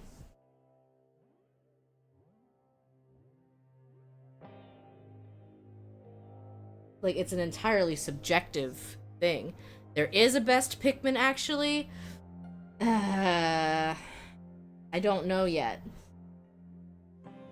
Is there a super Pikmin that can do everything? Don't answer that. But I think you know what I mean, though. Like, you need the... Right now, I need blue Pikmin to be able to carry things through water. I need the yellow Pikmin so that they can get up higher. I need the ice Pikmin for something else, like if I need to freeze a pond or freeze an enemy.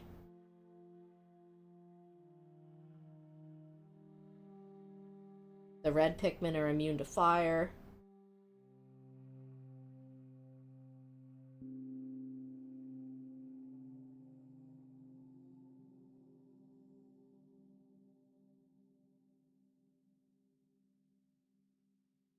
Interestingly, in Pikmin 2, there were Bulbmin. They were bulb orbs that were small with the leaf, and you could control them like Pikmin. They were immune to all hazards. Oh, I actually saw one of those on a Tumblr post. Somebody had drawn some fan art because they were like, they didn't like the dogs for some reason. I couldn't really explain it. They just didn't like the pups, so they kind of took a Bulbmin and designed that to be one of the, like, pups that the Pikmin could ride on. I don't know why they didn't like... I don't know how you could not like Ochi.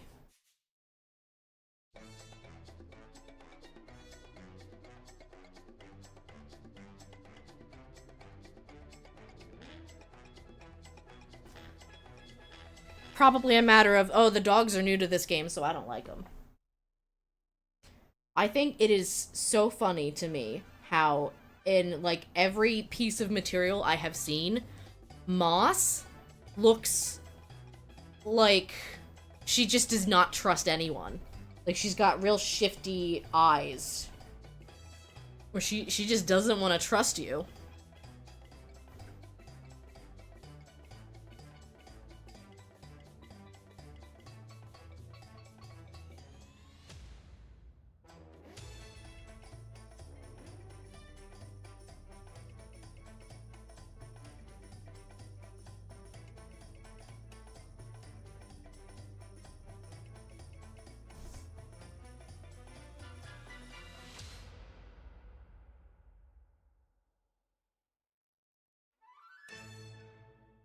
Urbosa's shirt is kind of hard.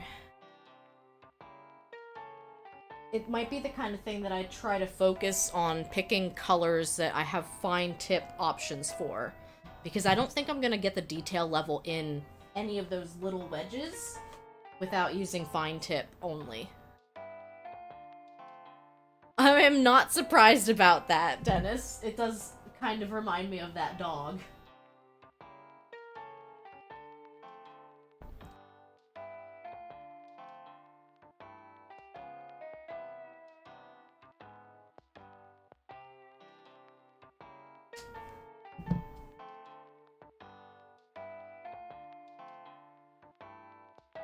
Alright, we've got the purple, we've got the green. We need a blue and something red. Hello there, Inky! That's red enough. It's slightly orange, but the amount of red that is on her blouse is so small. And then we got our blue.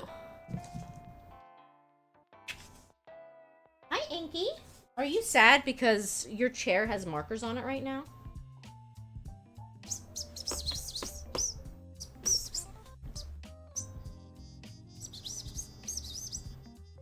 Alright, I didn't think I was gonna turn my camera on, but there's an Inky here.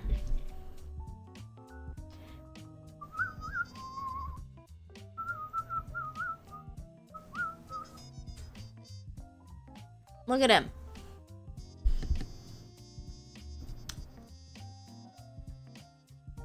I have a Kirby shirt on. Well, no, I said Kirby. Thank you. He wants to hug the pop filter. You're getting spit on it, dude.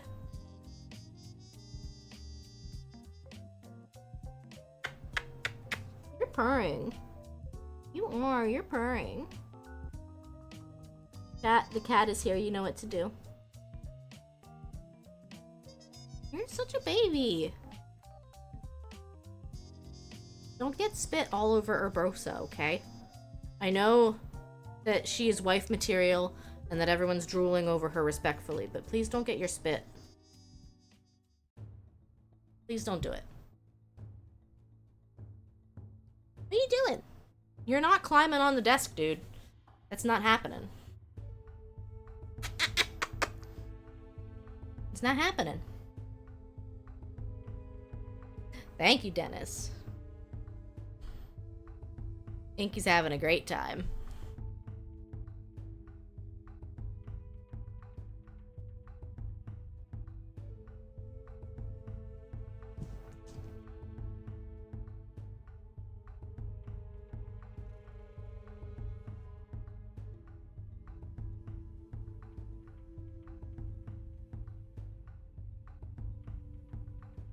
I'm gonna do small circle coloring through here because this piece of green that I'm coloring in is irregularly shaped, and so to avoid having like weird coloring lines, I'd like to do small little circles.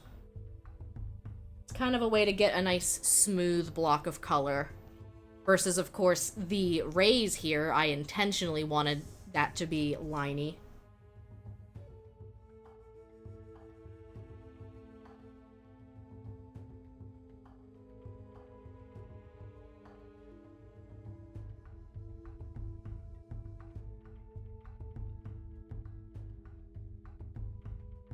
See, last time when we were doing Mifa, we didn't get to color in the boob.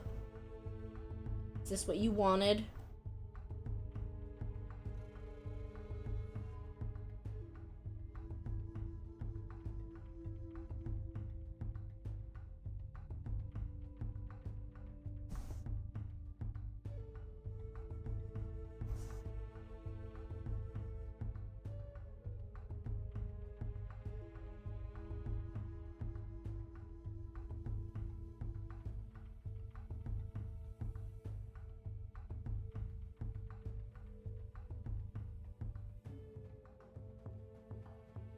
See, I'm torn because I kind of like the red and green here, and I understand that, like, if her outfit is truly, if she has a blue skirt, she has a blue skirt, but I just, there's something about simplifying the colors that I really like.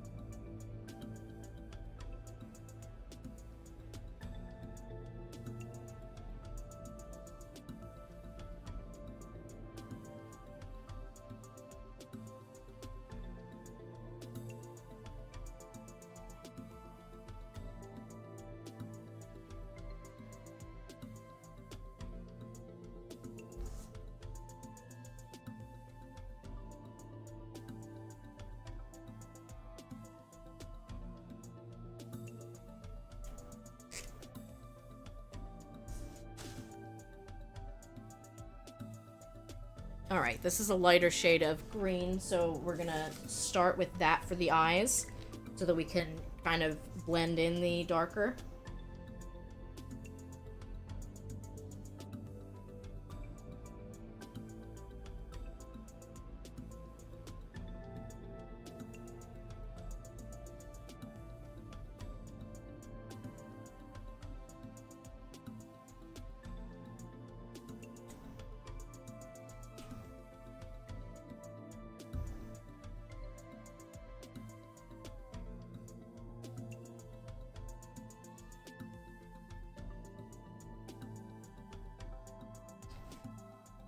Wow, Inky, you really do want to make things impossible for me, huh?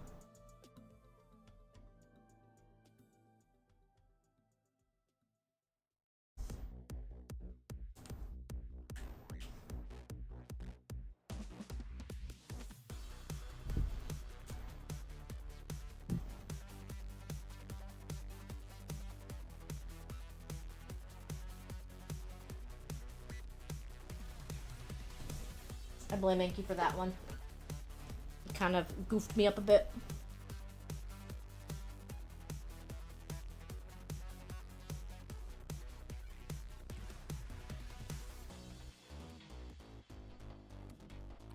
I still like that, though. I stand by this.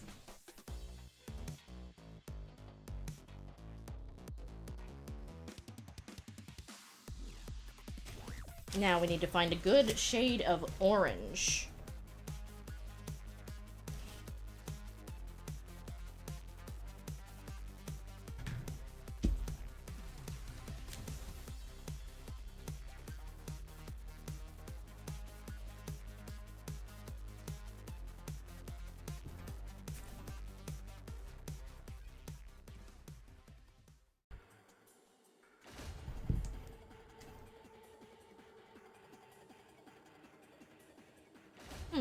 They both seem good. Ooh, yours is finished. That's so exciting. I need to do the hair. I need to do the skirt. And then I'm gonna go back and outline it.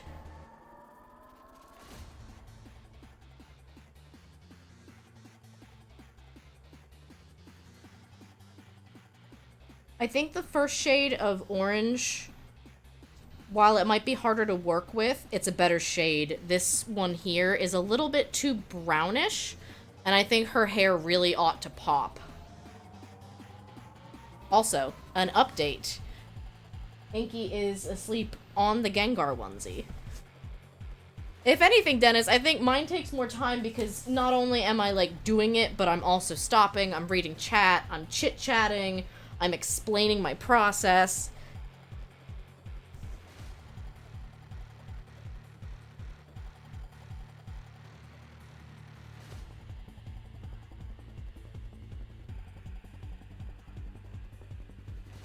I'm also trying to make sure that I'm not rushing in case anyone else is drawing along at home. But I think that's kind of the fun of doing a paint night activity or anything like that, is just that you get to try something you might not normally do. You get to practice art.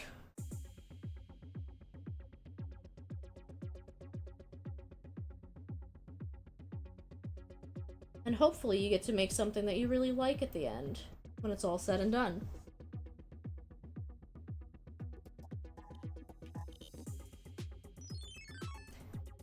By the way, did you ever get to do your Mifa? I know yours arrived late last time, and that was on me. We do send these out internationally. I just have to work on the process for RSVPing ahead of time so that any international draw-alongs get sent out in a timely manner.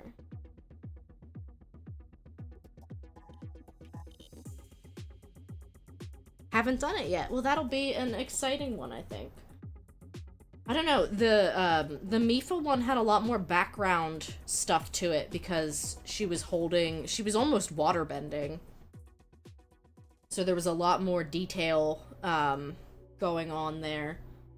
This one has a bit of detail. You can see that there's like some stained glass stuff here. I need to figure out what I want to do with that, if anything.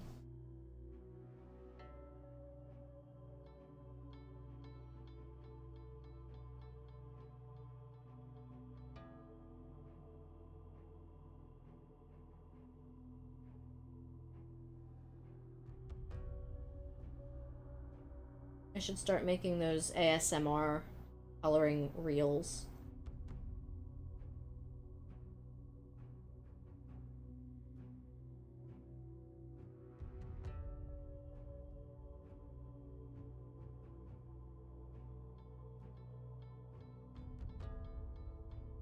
Oh, I guess she does have a headband on.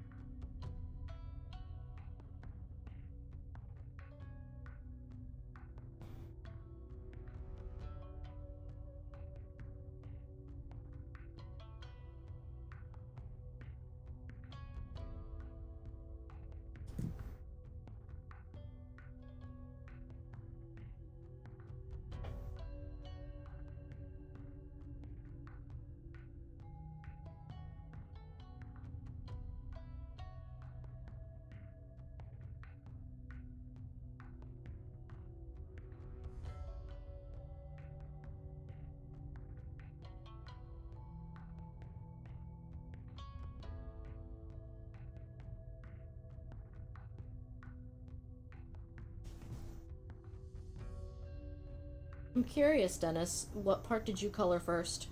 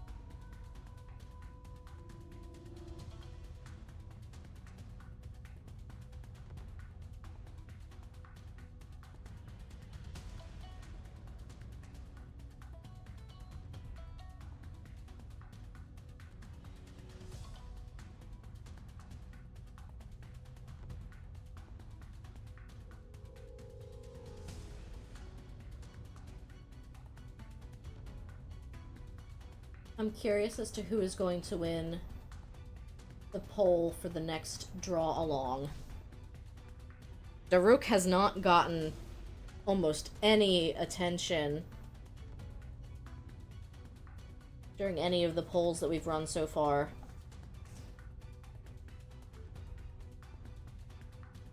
He pretty much only gets my pity vote.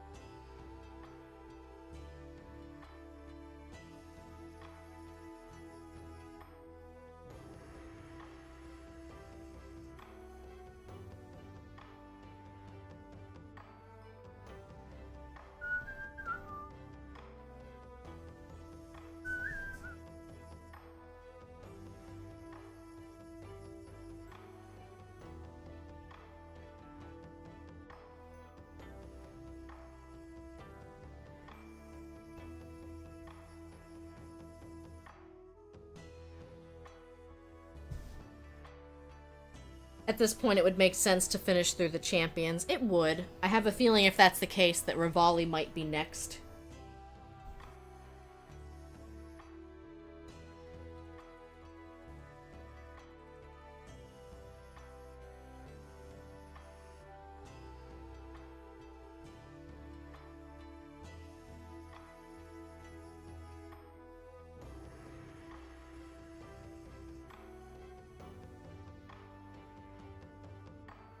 I also do have some stained glass portraits of Breath of the Wild, Link, and Zelda. My only issue is that I can't seem to find the source artist for those two.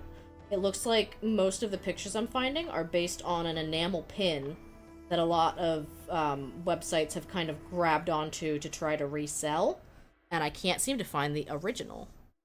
So tell us about the Souptember event.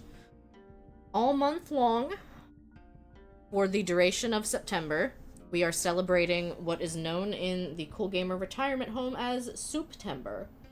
It's going to be a month of silly soup shenanigans on stream, usually in the form of playing a video game where you can make soup. We have a lot of different things in the lineup this year. Palia is one of them. This is the first time we've had a sort of MMO where we can make soup. So a week from today at 1 p.m. Eastern, we will actually be doing our Palia potluck to kick off the event. It's going to be the first collab of the event, I believe. We also have an Animal Crossing collab in the works. That is going to be Animal Crossing Souptember Iron Chef, meaning our participants will be in teams of 2, trying to impress the team of 2 judges, myself and Sekhmet, with their soup making abilities in Animal Crossing.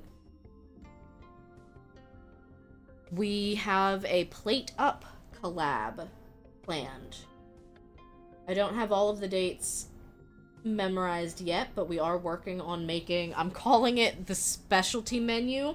It's basically the schedule. That way we can tell you what all is on the menu for Souptember. There's a Valheim collab planned. There are 2 separate Minecraft collabs planned. One of them will be a crowd control soup speedrun, where we race against the chaos that is crowd control to see how quickly we can make one of each kind of soup on a brand new map.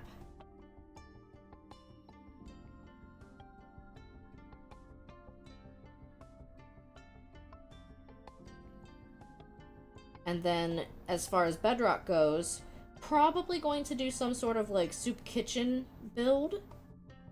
And if I recall correctly, Fairy Biscuit has a little scavenger hunt planned out for us.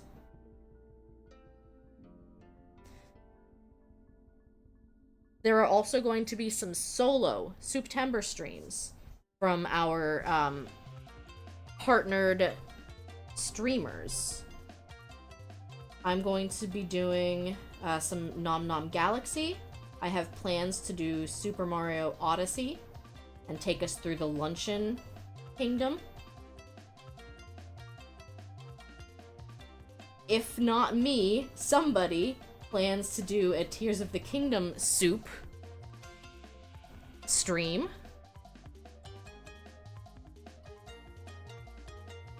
Yes, a scavenger hunt in Bedrock Minecraft.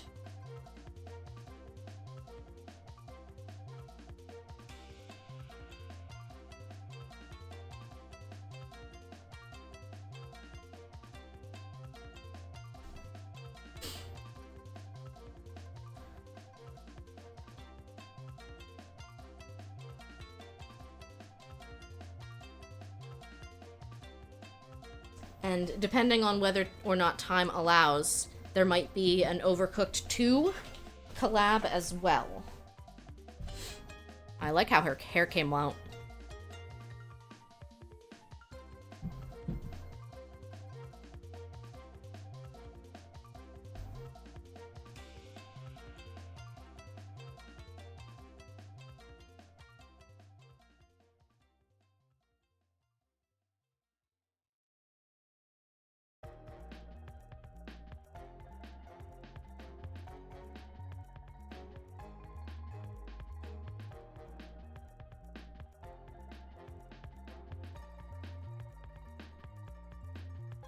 And the entire month of September, the goal of this is that we will be raising money for World Central Kitchen, Chefs for Hawaii. There is an official September t-shirt that is available now, and it is only available during September. As soon as October 1st rolls around, that shirt will leave my shop, never to return. That's right, it is our very first time doing some exclusive merch. And for every shirt sold, $10 will get donated to World Central Kitchen.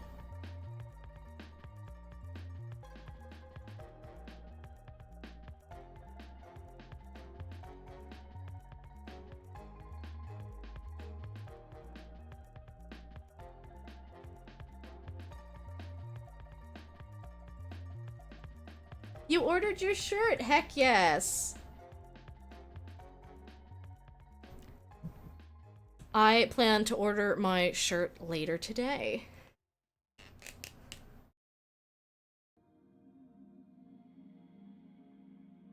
It's available in a beautiful array of fall colors. Now, if anyone particularly wants some sort of different color that I have not selected, please message me on Discord and I can make it available. I absolutely am Super Redria 64 this month. It's my entire brand right now.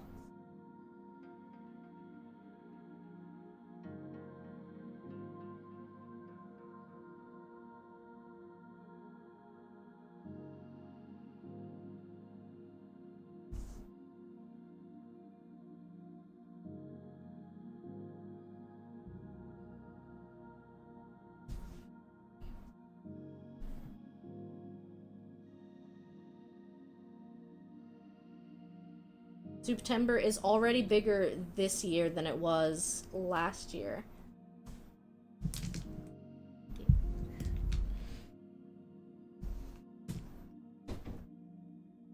Someone order room service?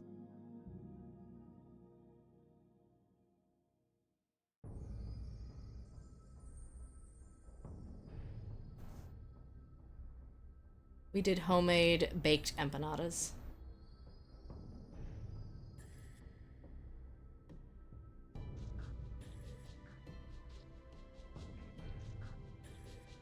Remember when I said I didn't get my empanada at the fair? We're reclaiming it. Oh, banana. That is not a banana, sir.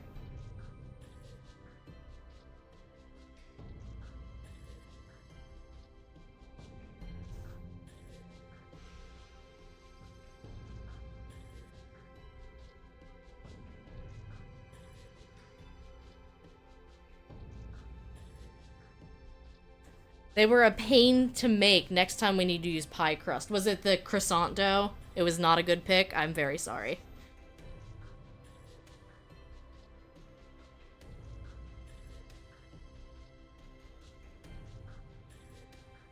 Also, I don't think I meant to use the word sir. What is the genderless, esteemed guest?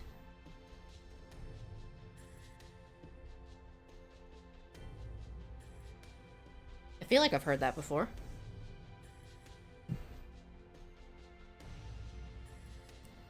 Captain, yes. There's no banana here, Captain. The croissant dough is just too thin and perforated, so it fell apart. Well, this one looks great, but I will keep that in mind for next time. It smells incredible.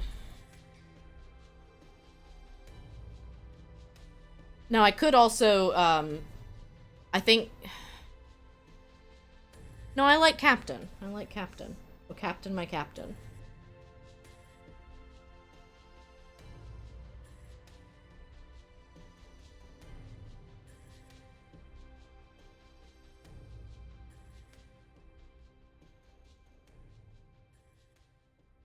Once I'm done coloring fudge, I can handle dishes then.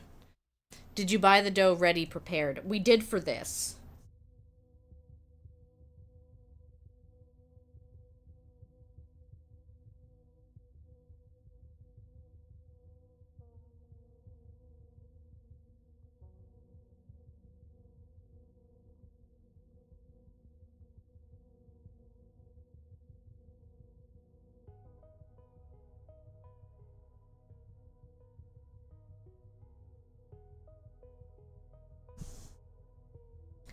Okay, I am digging this, actually.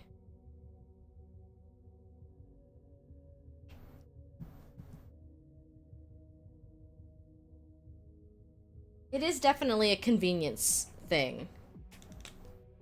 We have a couple recipes where we can make the dough from scratch, though.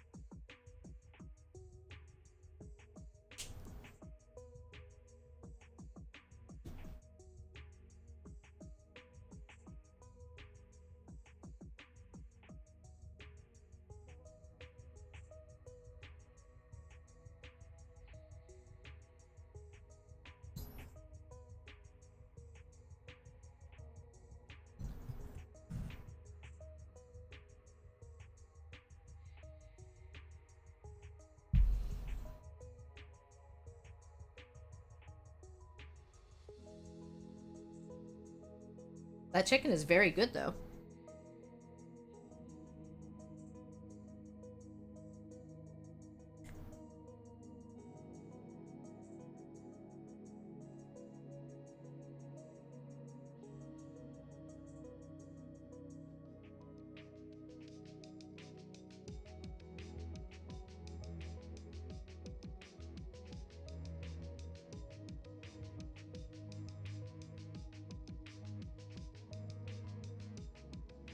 I've started becoming one of those shoppers where I will stop at like 2 different stores for groceries for the week.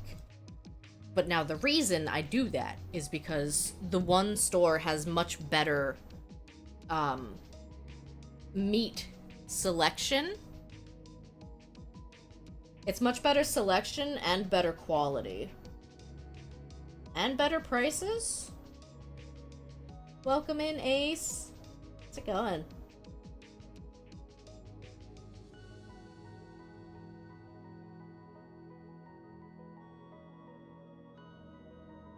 We're doing this month's draw along.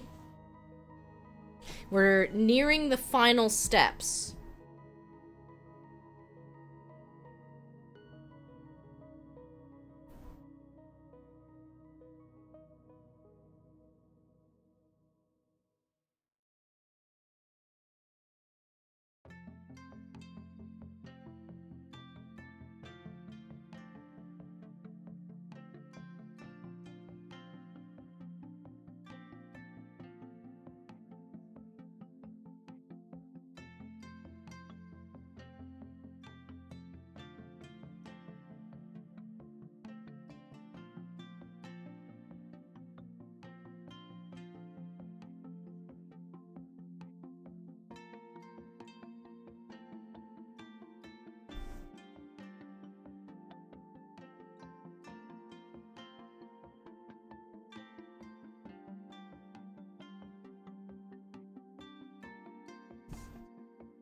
I forget how long the last VOD for this was.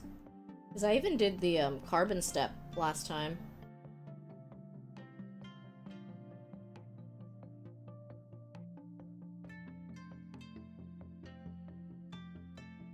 I don't think I did the full carbon step. I think I just did a brief demonstration.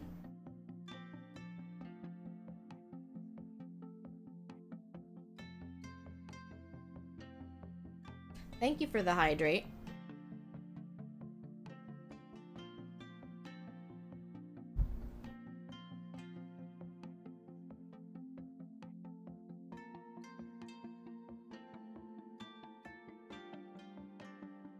I'm trying not to get too in the zone where I forget to drink water.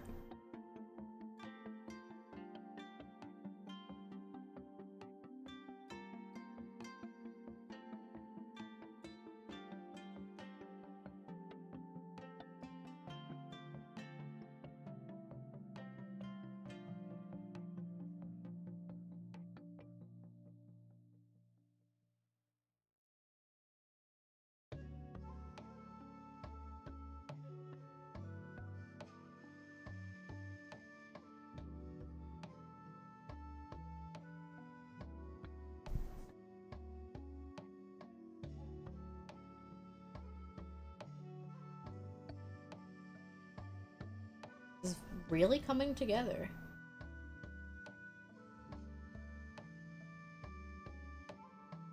I kind of think what I want to do for the behind the rays area here is probably just like an assortment of my brown shades. Almost pebbly-like, or a very, like, abbreviated form of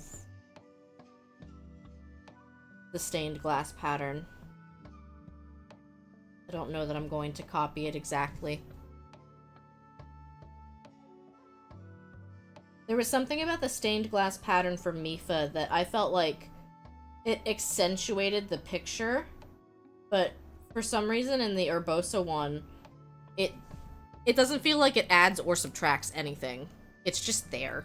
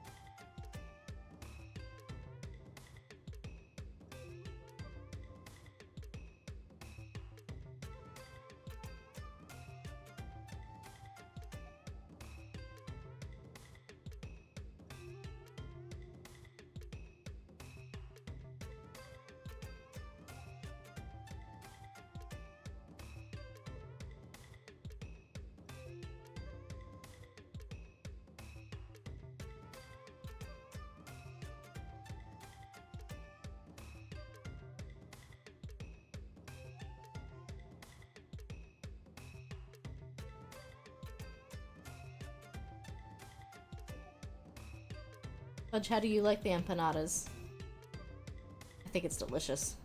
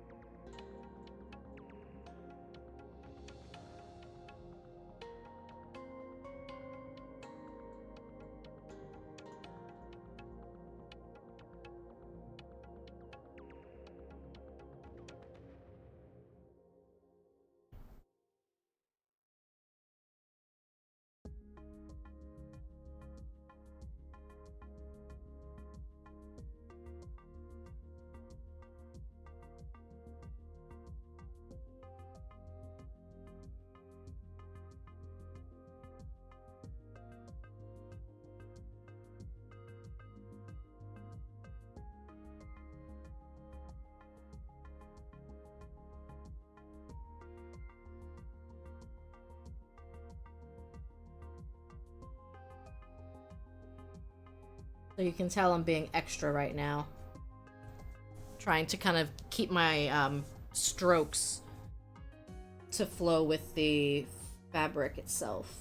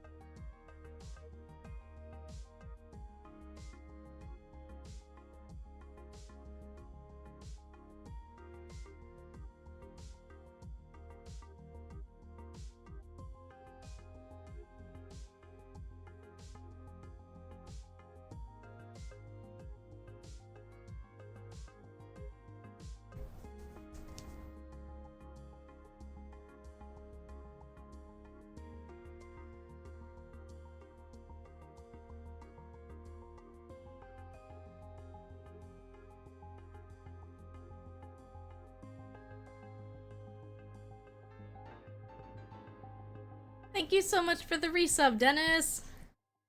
It is September,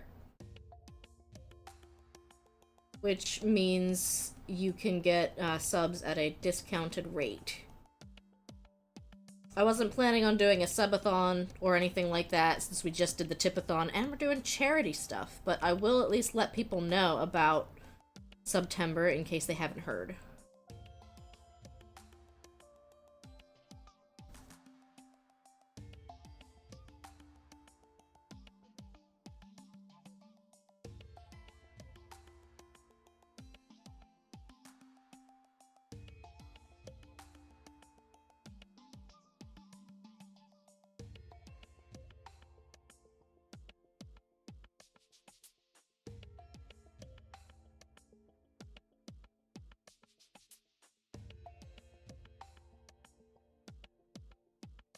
$20 months, man.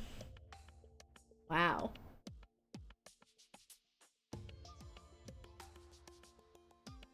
As my mom would say, that's more than 2 Twitch babies.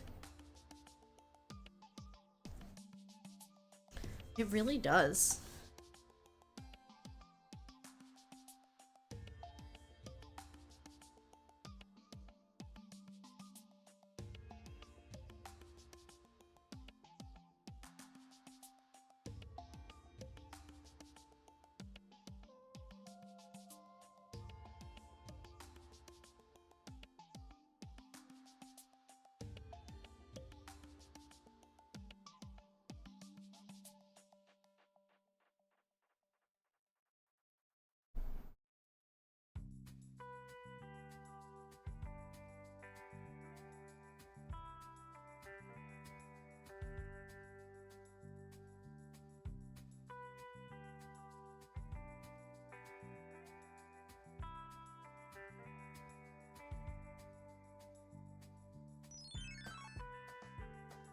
Uh-oh, there's a magic Koopa. I don't think I have the magic right now to face him. I have to drink my bean juice.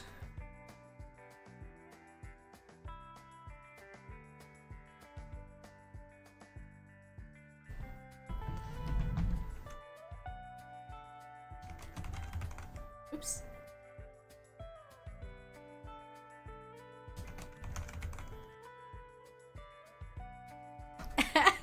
Everyone's here ordering bean juice. Incredible. I'm out of beans.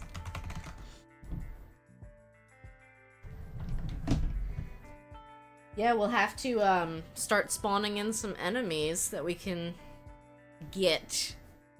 We need those beans! It just means I need to be live for, like, a long time. I just need to keep streaming. Then you guys can farm as many beans as you'd like. I am planning on adding in a random stat boost to the donuts and to the cake.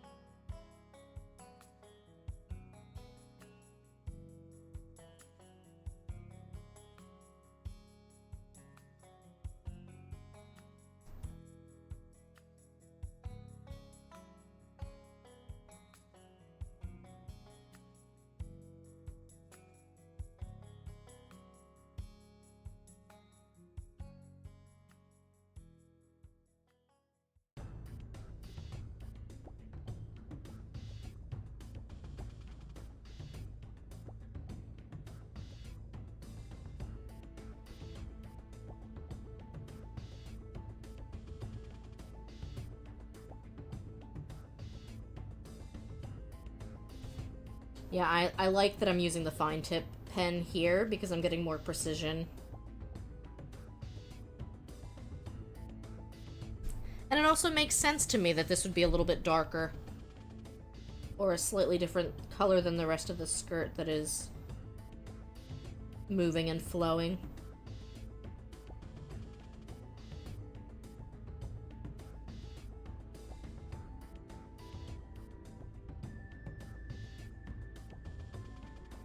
Well, there we have it.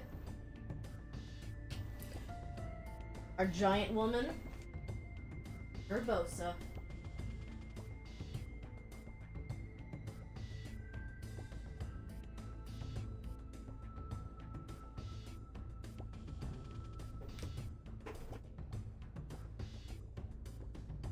I am searching for my shades of brown at the moment so that I can at least lay a foundation.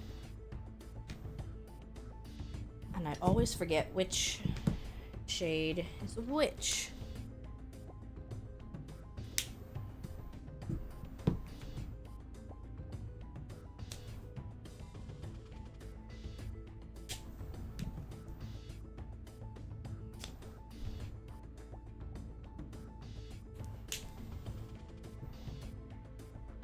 I think the first one's a little bit too peachy for what I'm going for. Yeah, and then we can add in the darker brown if we need to. That means we will paint the whole thing the lightest shade of brown so that we can go back and do a little bit of stained glass work.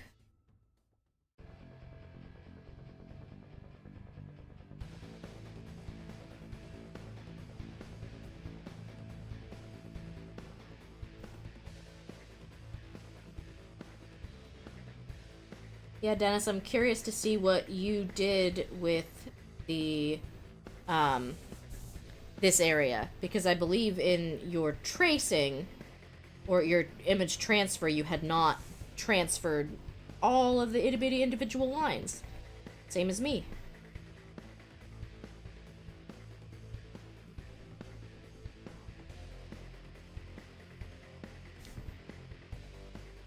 You put a picture in Vibes. I will check it out in a moment.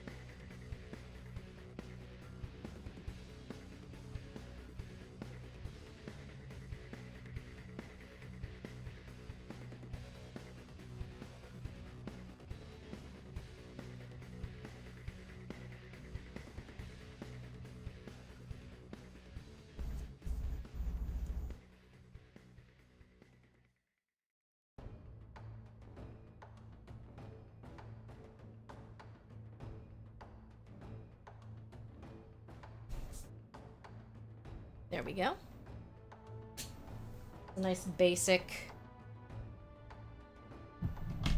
background to it.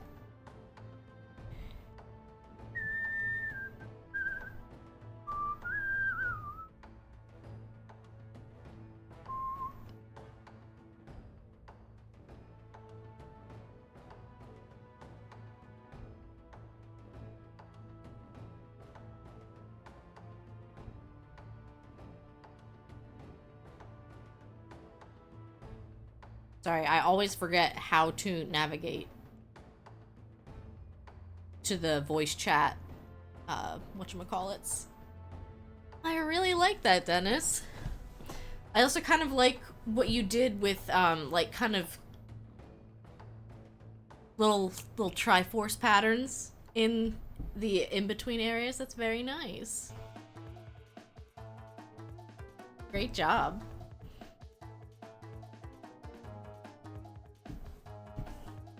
Let's see.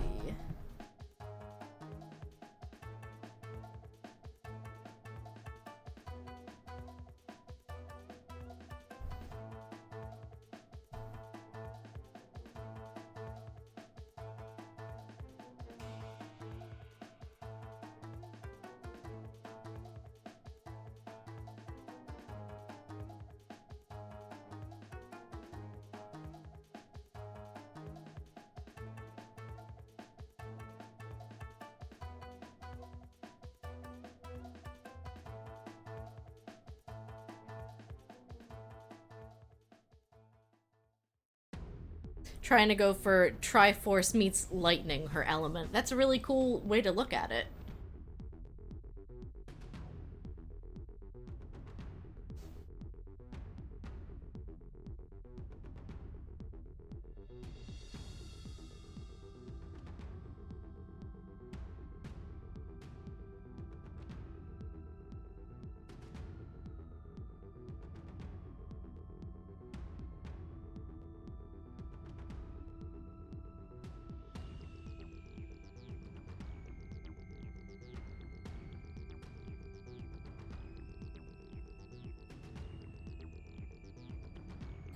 I'm kind of going for like just a very simplified version of what is in the actual picture. I have an eyelash that has been bugging me.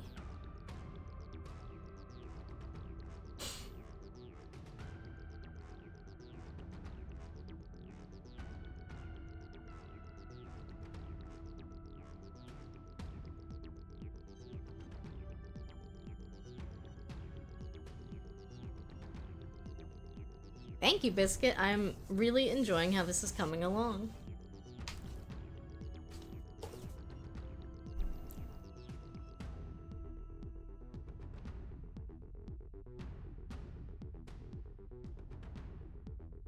It's always exciting to like have people do this with you then too. You get to see what they come up with.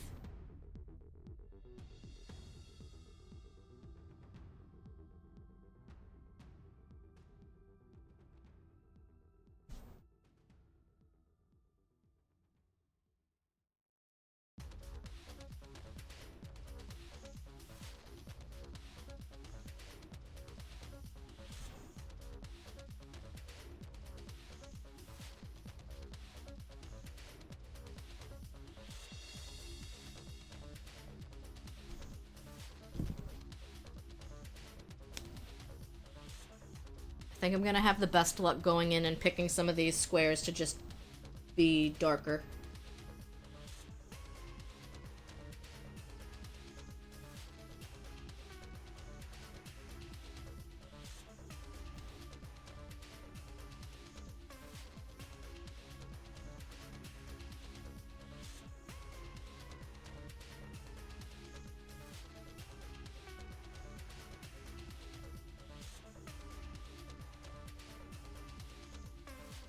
And of course, at this point, I am kind of just making it up.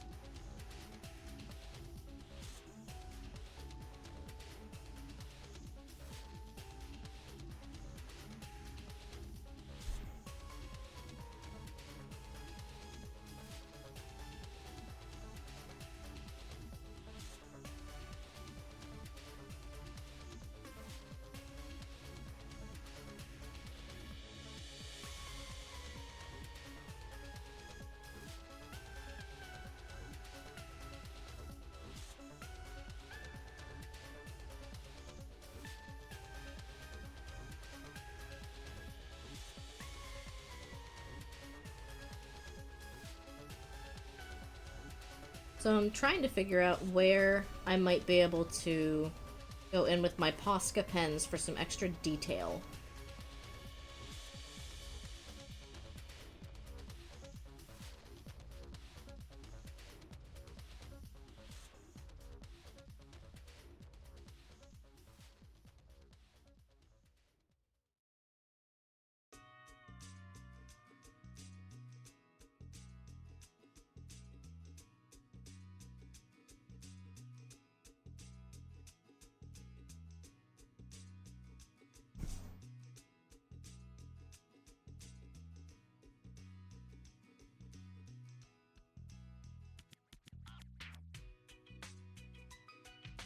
It's a shame that the gold hasn't really been showing up as much as I would have hoped.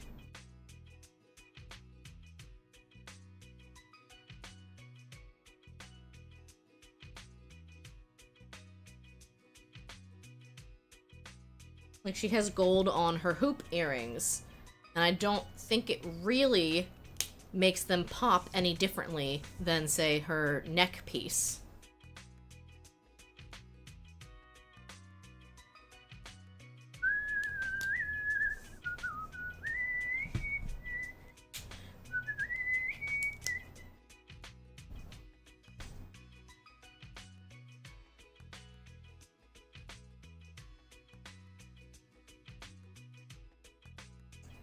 Oh yeah, last night my sister and my dad came over to watch the Dungeons and Dragons movie.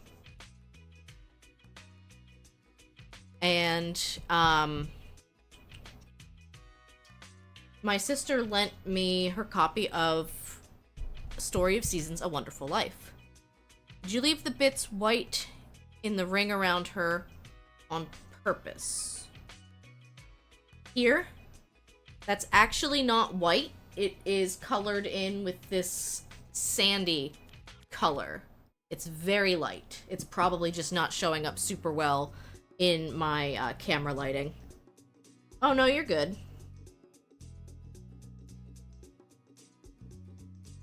As of right now, there's not anything that was left paper white. I intentionally have some different shading going on in the sword.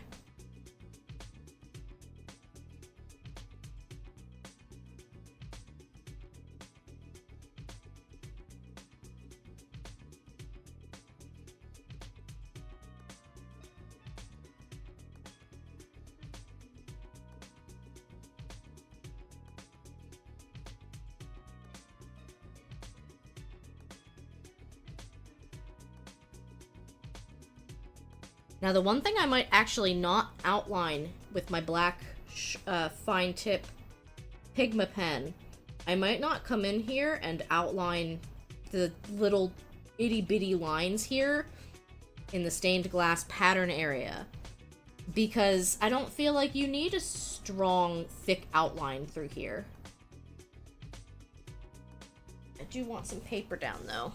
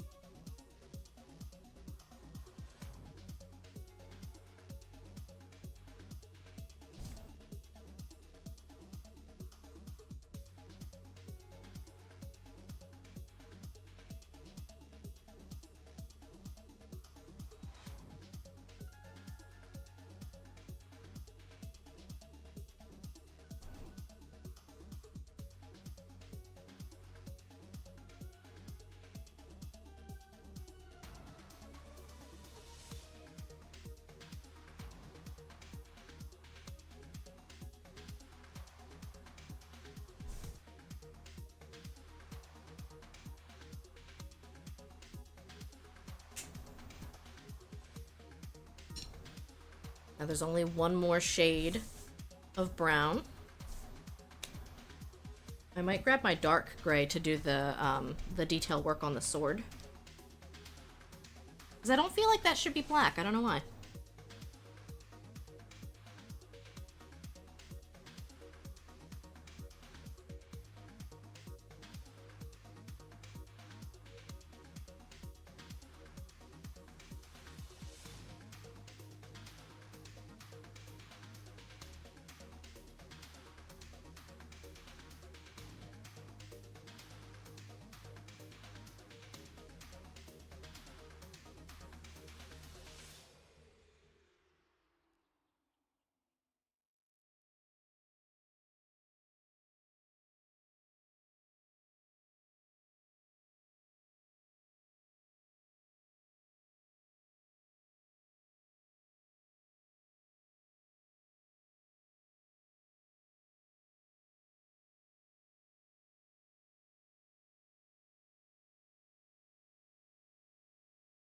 Might be at the end of my playlist.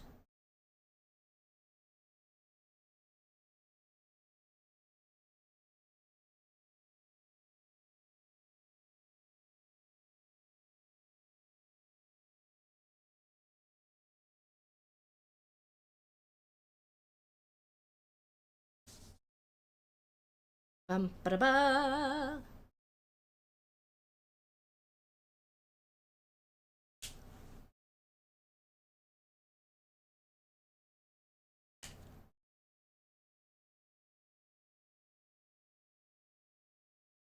Check out the Genshin song you sent. As long as I don't get a slap on the wrist. Yeah, I'm not sure either. To be fair, I might not even be okay to be playing the music I am playing. I justify it saying that I have streamed these games before. And it was okay when I was streaming those games. Real quick, I'm going to just grab my Rune Factory playlist.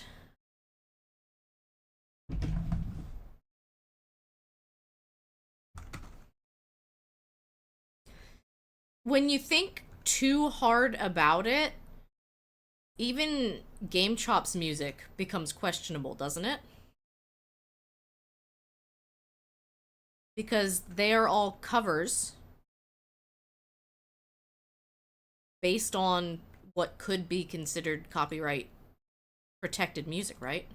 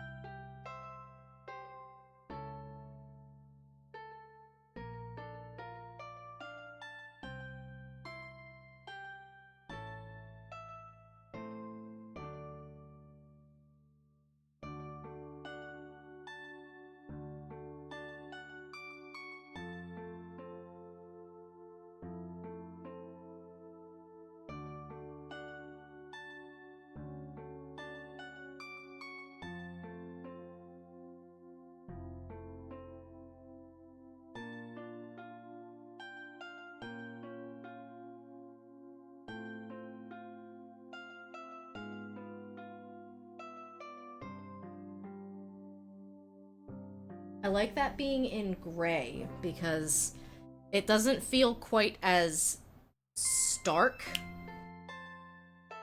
To me, it feels more like it is the blade being engraved rather than a very thick black outline. Wowie zowie.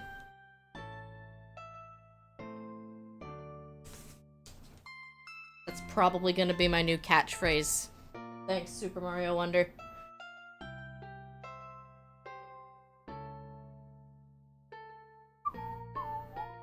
Hi, Cookie, welcome in. We are doing a draw along today. People who are in our Discord and who RSVP'd to the event got mailed out some very basic art supplies. This should be the new updated link now as well. So we are drawing this along together, and there are a couple of people who could not make the event today, so they get to do it with the VOD. This is Urbosa from Breath of the Wild, and it's based on original artwork by Sarcastic Sketches on Tumblr. And I still have the outline work that I can do, and I still have some minor detailing with my white Posca pen. My white pen has not been behaving very well. By the way, how is the music? Because now I've switched to YouTube for my music.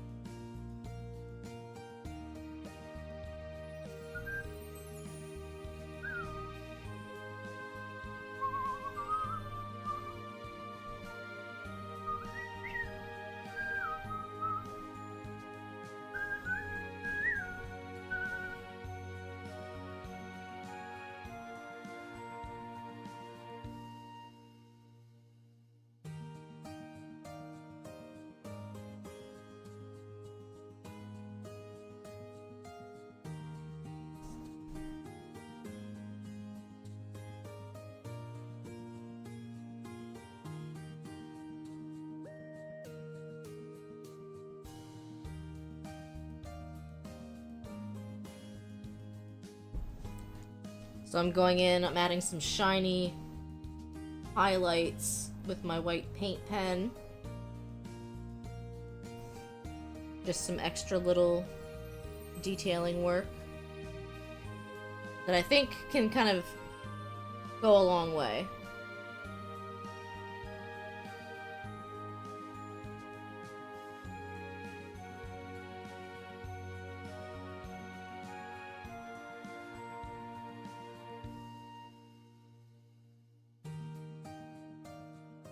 But I also think my pen has dried up yet again. Yeah, it has.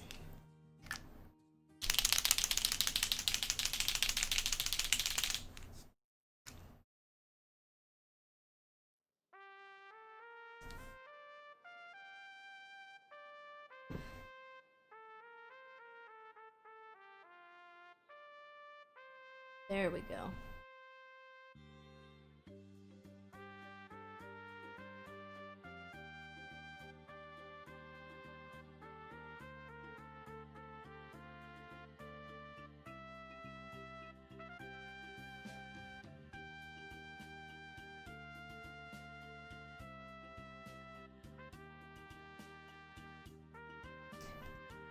I love getting to do these events with the community because I don't know, having my mom buy me so many Sharpies just makes me feel like, oh goodness, now I have to put these to use.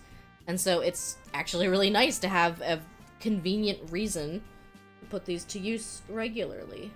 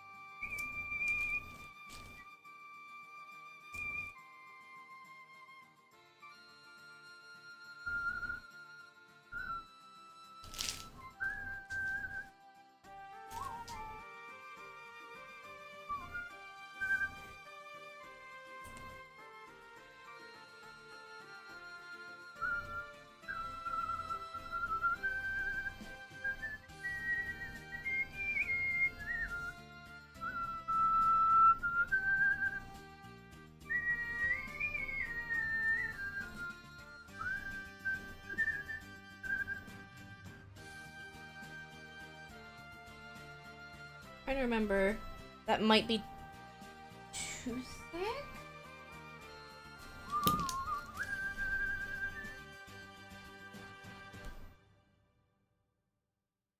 I think I may have... I don't know. I'm trying to remember which pen I used. I think I may have used the fine tip one. Urbosa or Riju? That's a good question.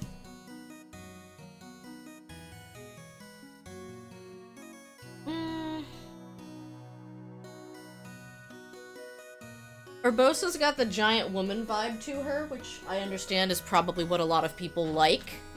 I guess it depends on whether you're saying which character you find more attractive or which character you like better.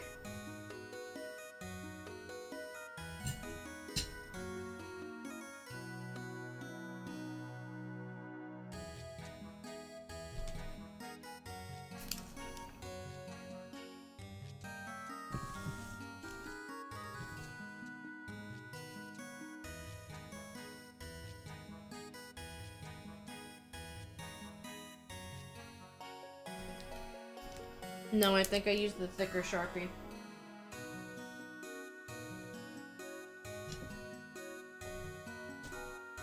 Riju is kind of young. Yeah, that's my main issue with saying Riju. But I feel like I like her character a little bit better, and probably because you spend more time with her. Urbosa you get a couple memories of.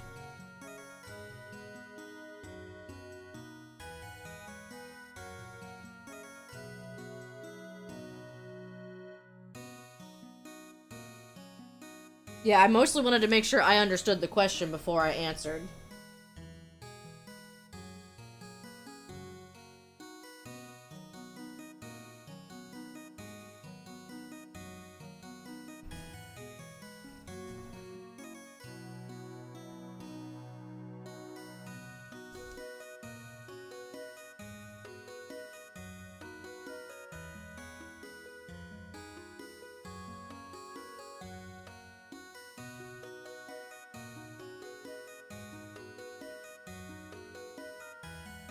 I think she is just a powerful woman. Urbosa, that is.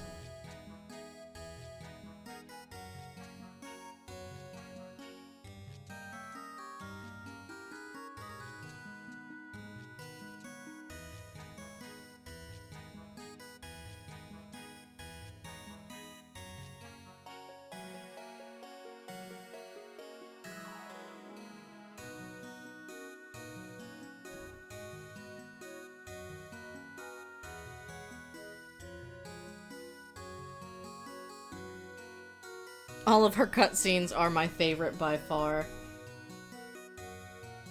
I will agree that, like, she has that, she does have that mom friend vibe. And I like the relationship that she and Zelda had.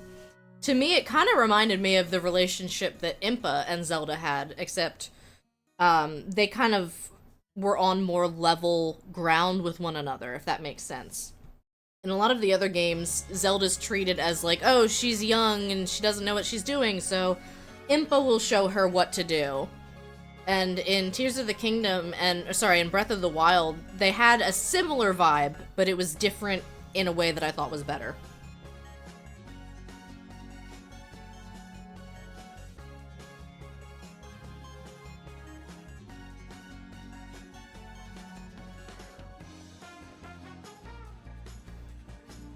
These golden beanies just keep popping up left and right. They said, we heard that you guys needed some bean juice. And we're here to deliver.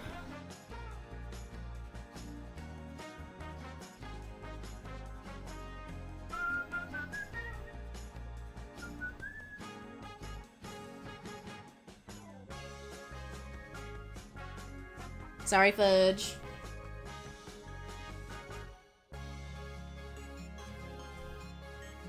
The golden beanie was sent to the Shadow Realm. I don't know if I missed your message, Fudge, but what do you think of the empanadas? I'm really enjoying this. The chicken is excellent. I think the thigh meat was perfect for this because it keeps it more wet. Do some of them take multiple hits to destroy? Some of them, everyone in chat could beat up if they wanted, and then some of them get destroyed after exactly one hit.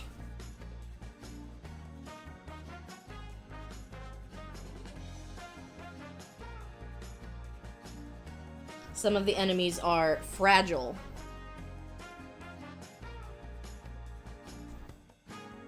Ooh, there's leftover chicken? Heck yeah.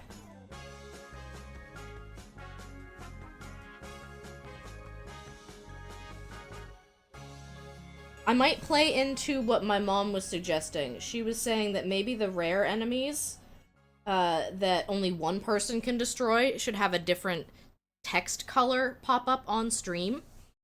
That way you can kind of look at it and have a visual as to whether maybe that's why, like, you can't do the command.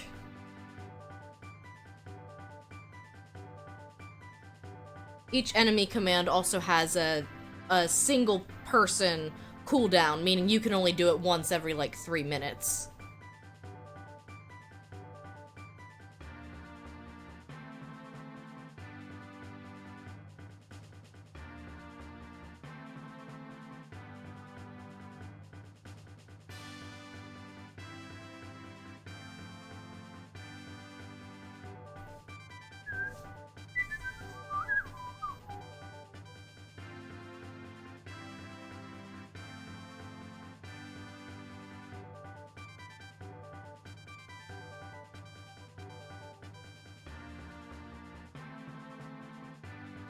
Yeah, I think that just means that on the first day of a new quarter, the first stream, there are gonna be some enemies that might spawn in that we can't beat up.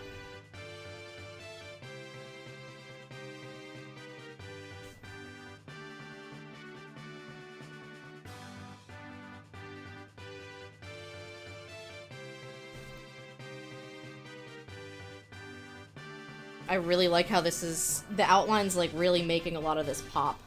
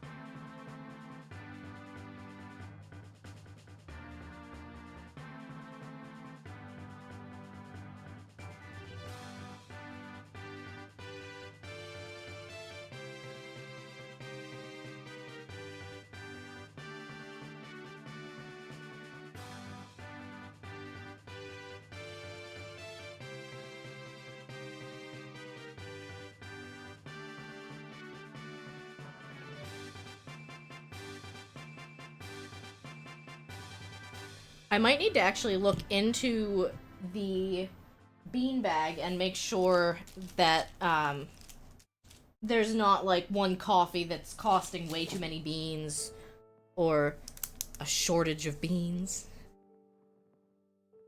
My playlist is not over. Will you stop acting like it's over? You're making me mad.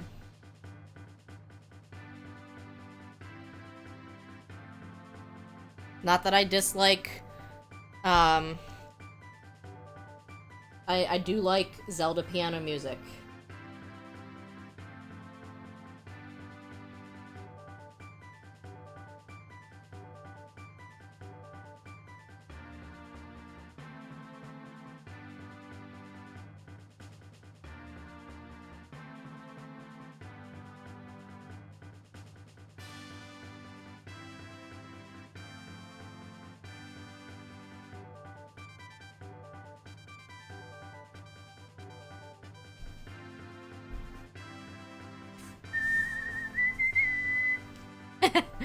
Your speed is over 10 now. If the swarm comes in, you will be ready.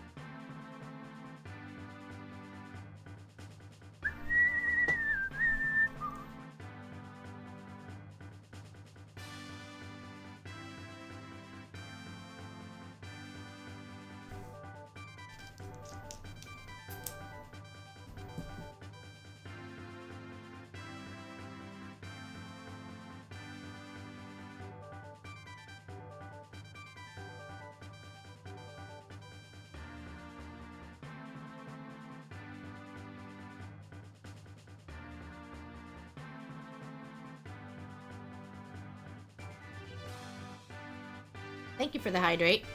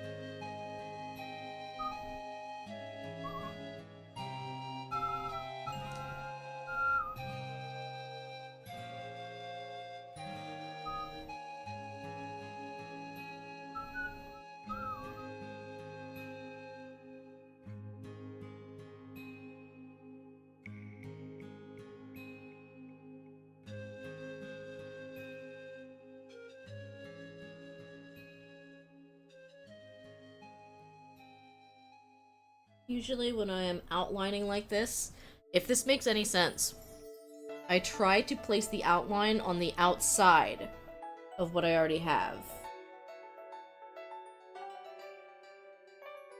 To me, it's important to keep the size and shape of your smaller objects rather than place your outline on that, and that will kind of shrink it. And some of these small pieces, like on her blouse for instance, are already very small, so you don't want to lose the definition that you have.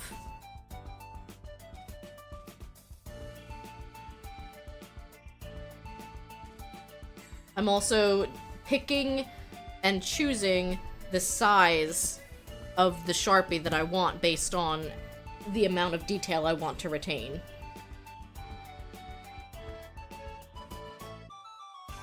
Like, probably for most of her blouse, I will use the fine tip.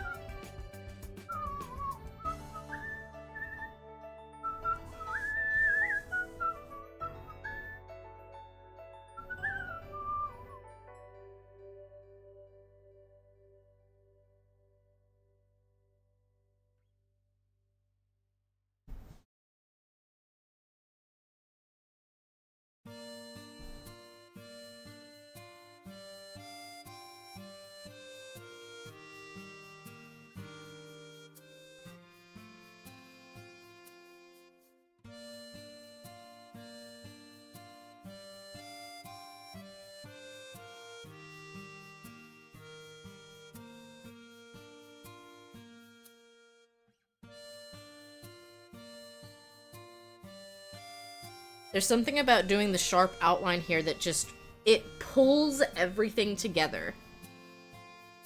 It makes everything feel so intentional. It takes every single mistake that you might think there is in this picture and says, I mean this. I drew it, and I meant it.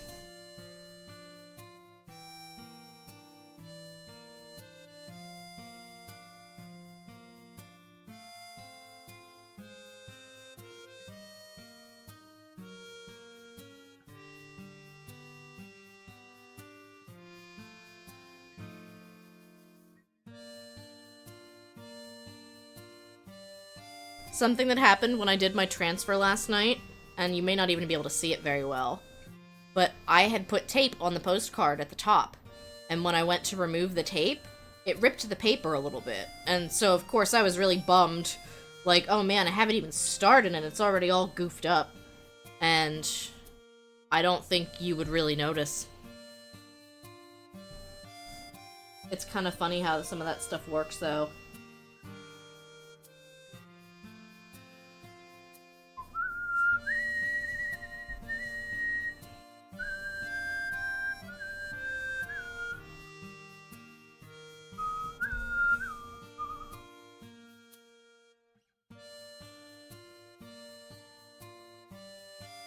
What's your favorite part about this design?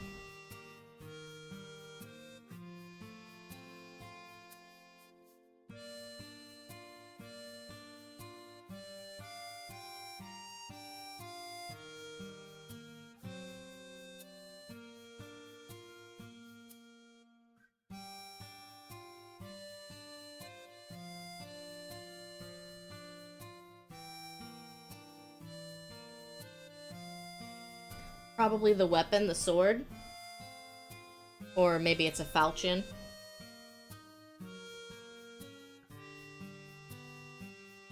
Or a scimitar. I'm just listing out Dungeons and Dragons weapons.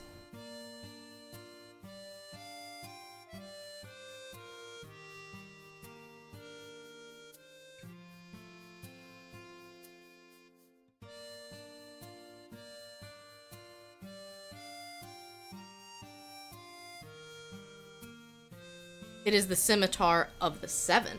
Ooh. Dennis knows their lore.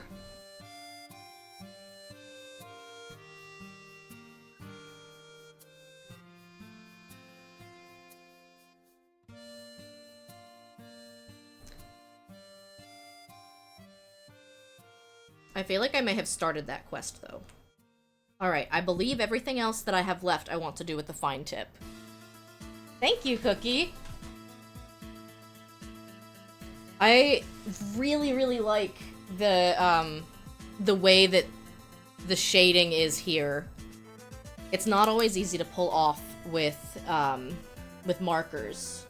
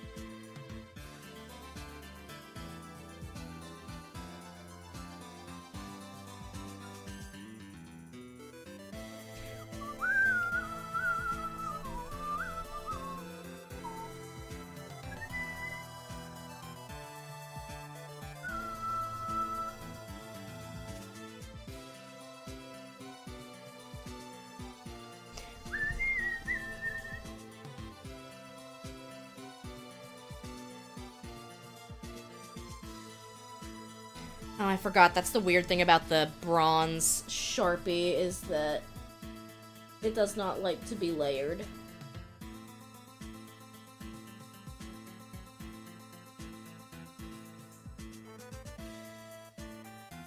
If I'm still having trouble with it, I can grab my black Copic.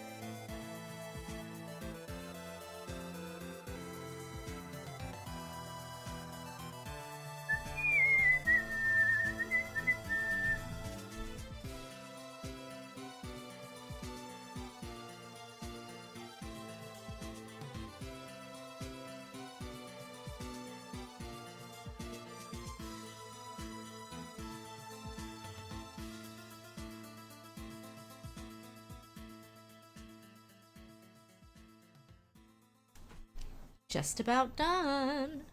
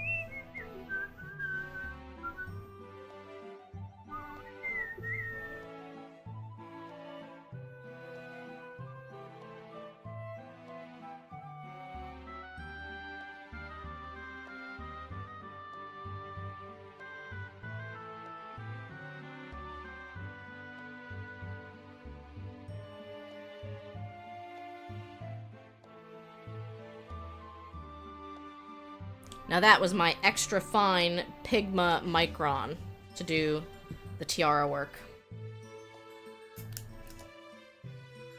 I got that fine tip marker for my trading cards, actually.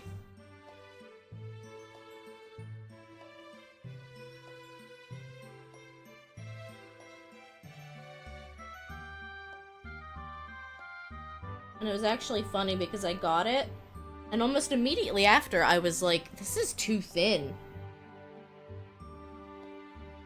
So now I use it for ultra fine detail work. And I went back and bought a thicker marker. Now, I could probably be using this as well. But I'm trying to stick with the Sharpies as much as I can.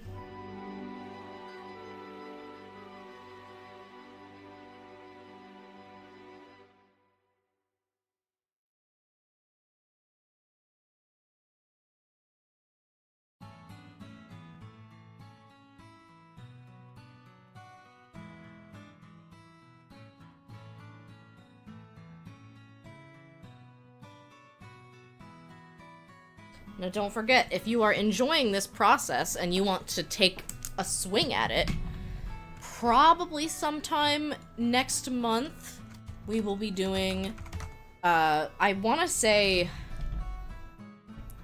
Rivali is probably going to be next in line.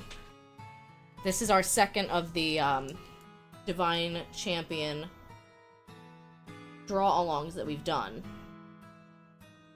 So something tells me Rivali is probably next.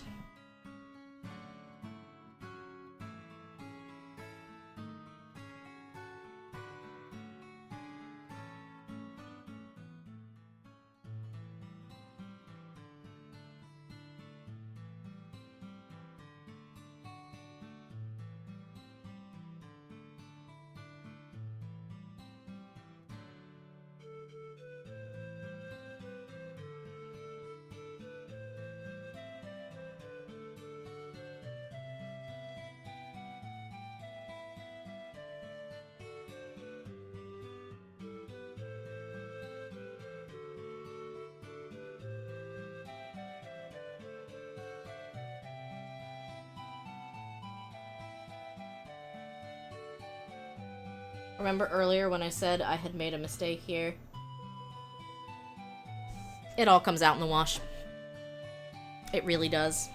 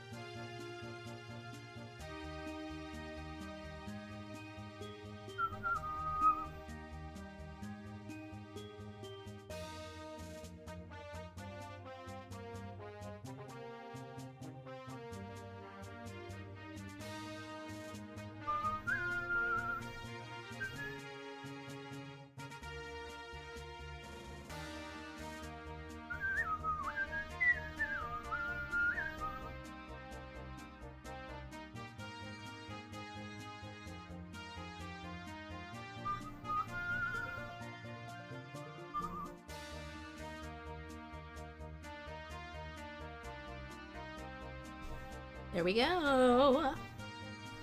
I think she's done now. Now, do you have a fun way that you sign your name? I didn't sign my last one either.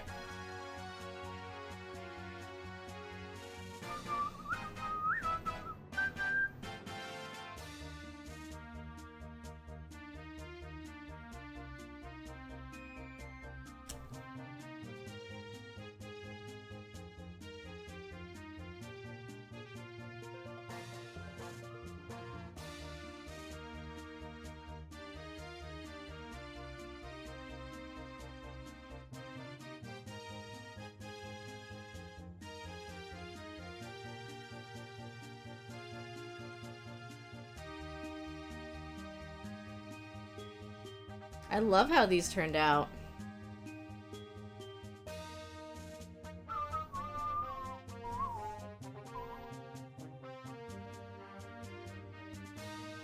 Don't forget to sign your work.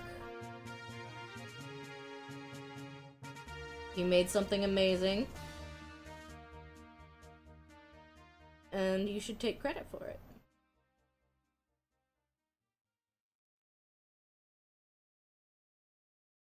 There we have it.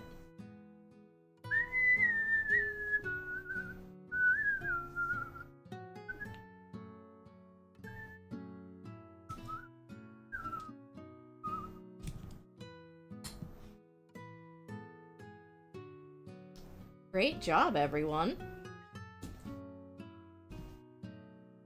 I can't wait to see everyone share their artwork. We have some people sharing them in the Vibes channel. I'll probably post mine there once I'm wrapped up streaming. It went a little longer than I expected, but I think it went about this long last time too.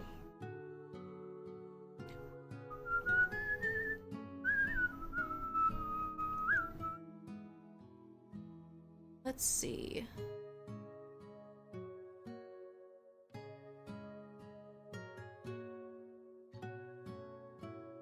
Scrolling through my list. Let's go say hi to Harbinger of Beth, who is playing some Palia. Checking out the event. And as a reminder, if you like Palia, we are doing a Palia potluck next Saturday starting at 1 p.m. Eastern. It is the kickoff for September.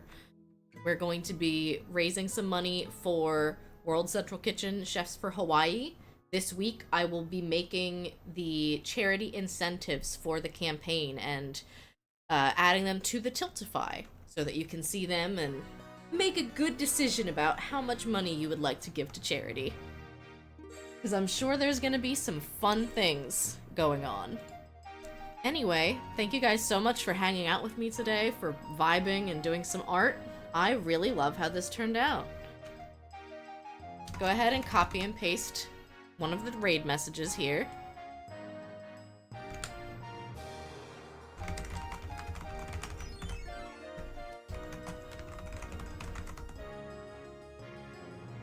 And you can squish a little enemy before we go. I had a lot of fun. Thank you very much, Dennis, for showing off your amazing artwork. Hopefully now that you've got some colored pencils, I'd love to continue to see more.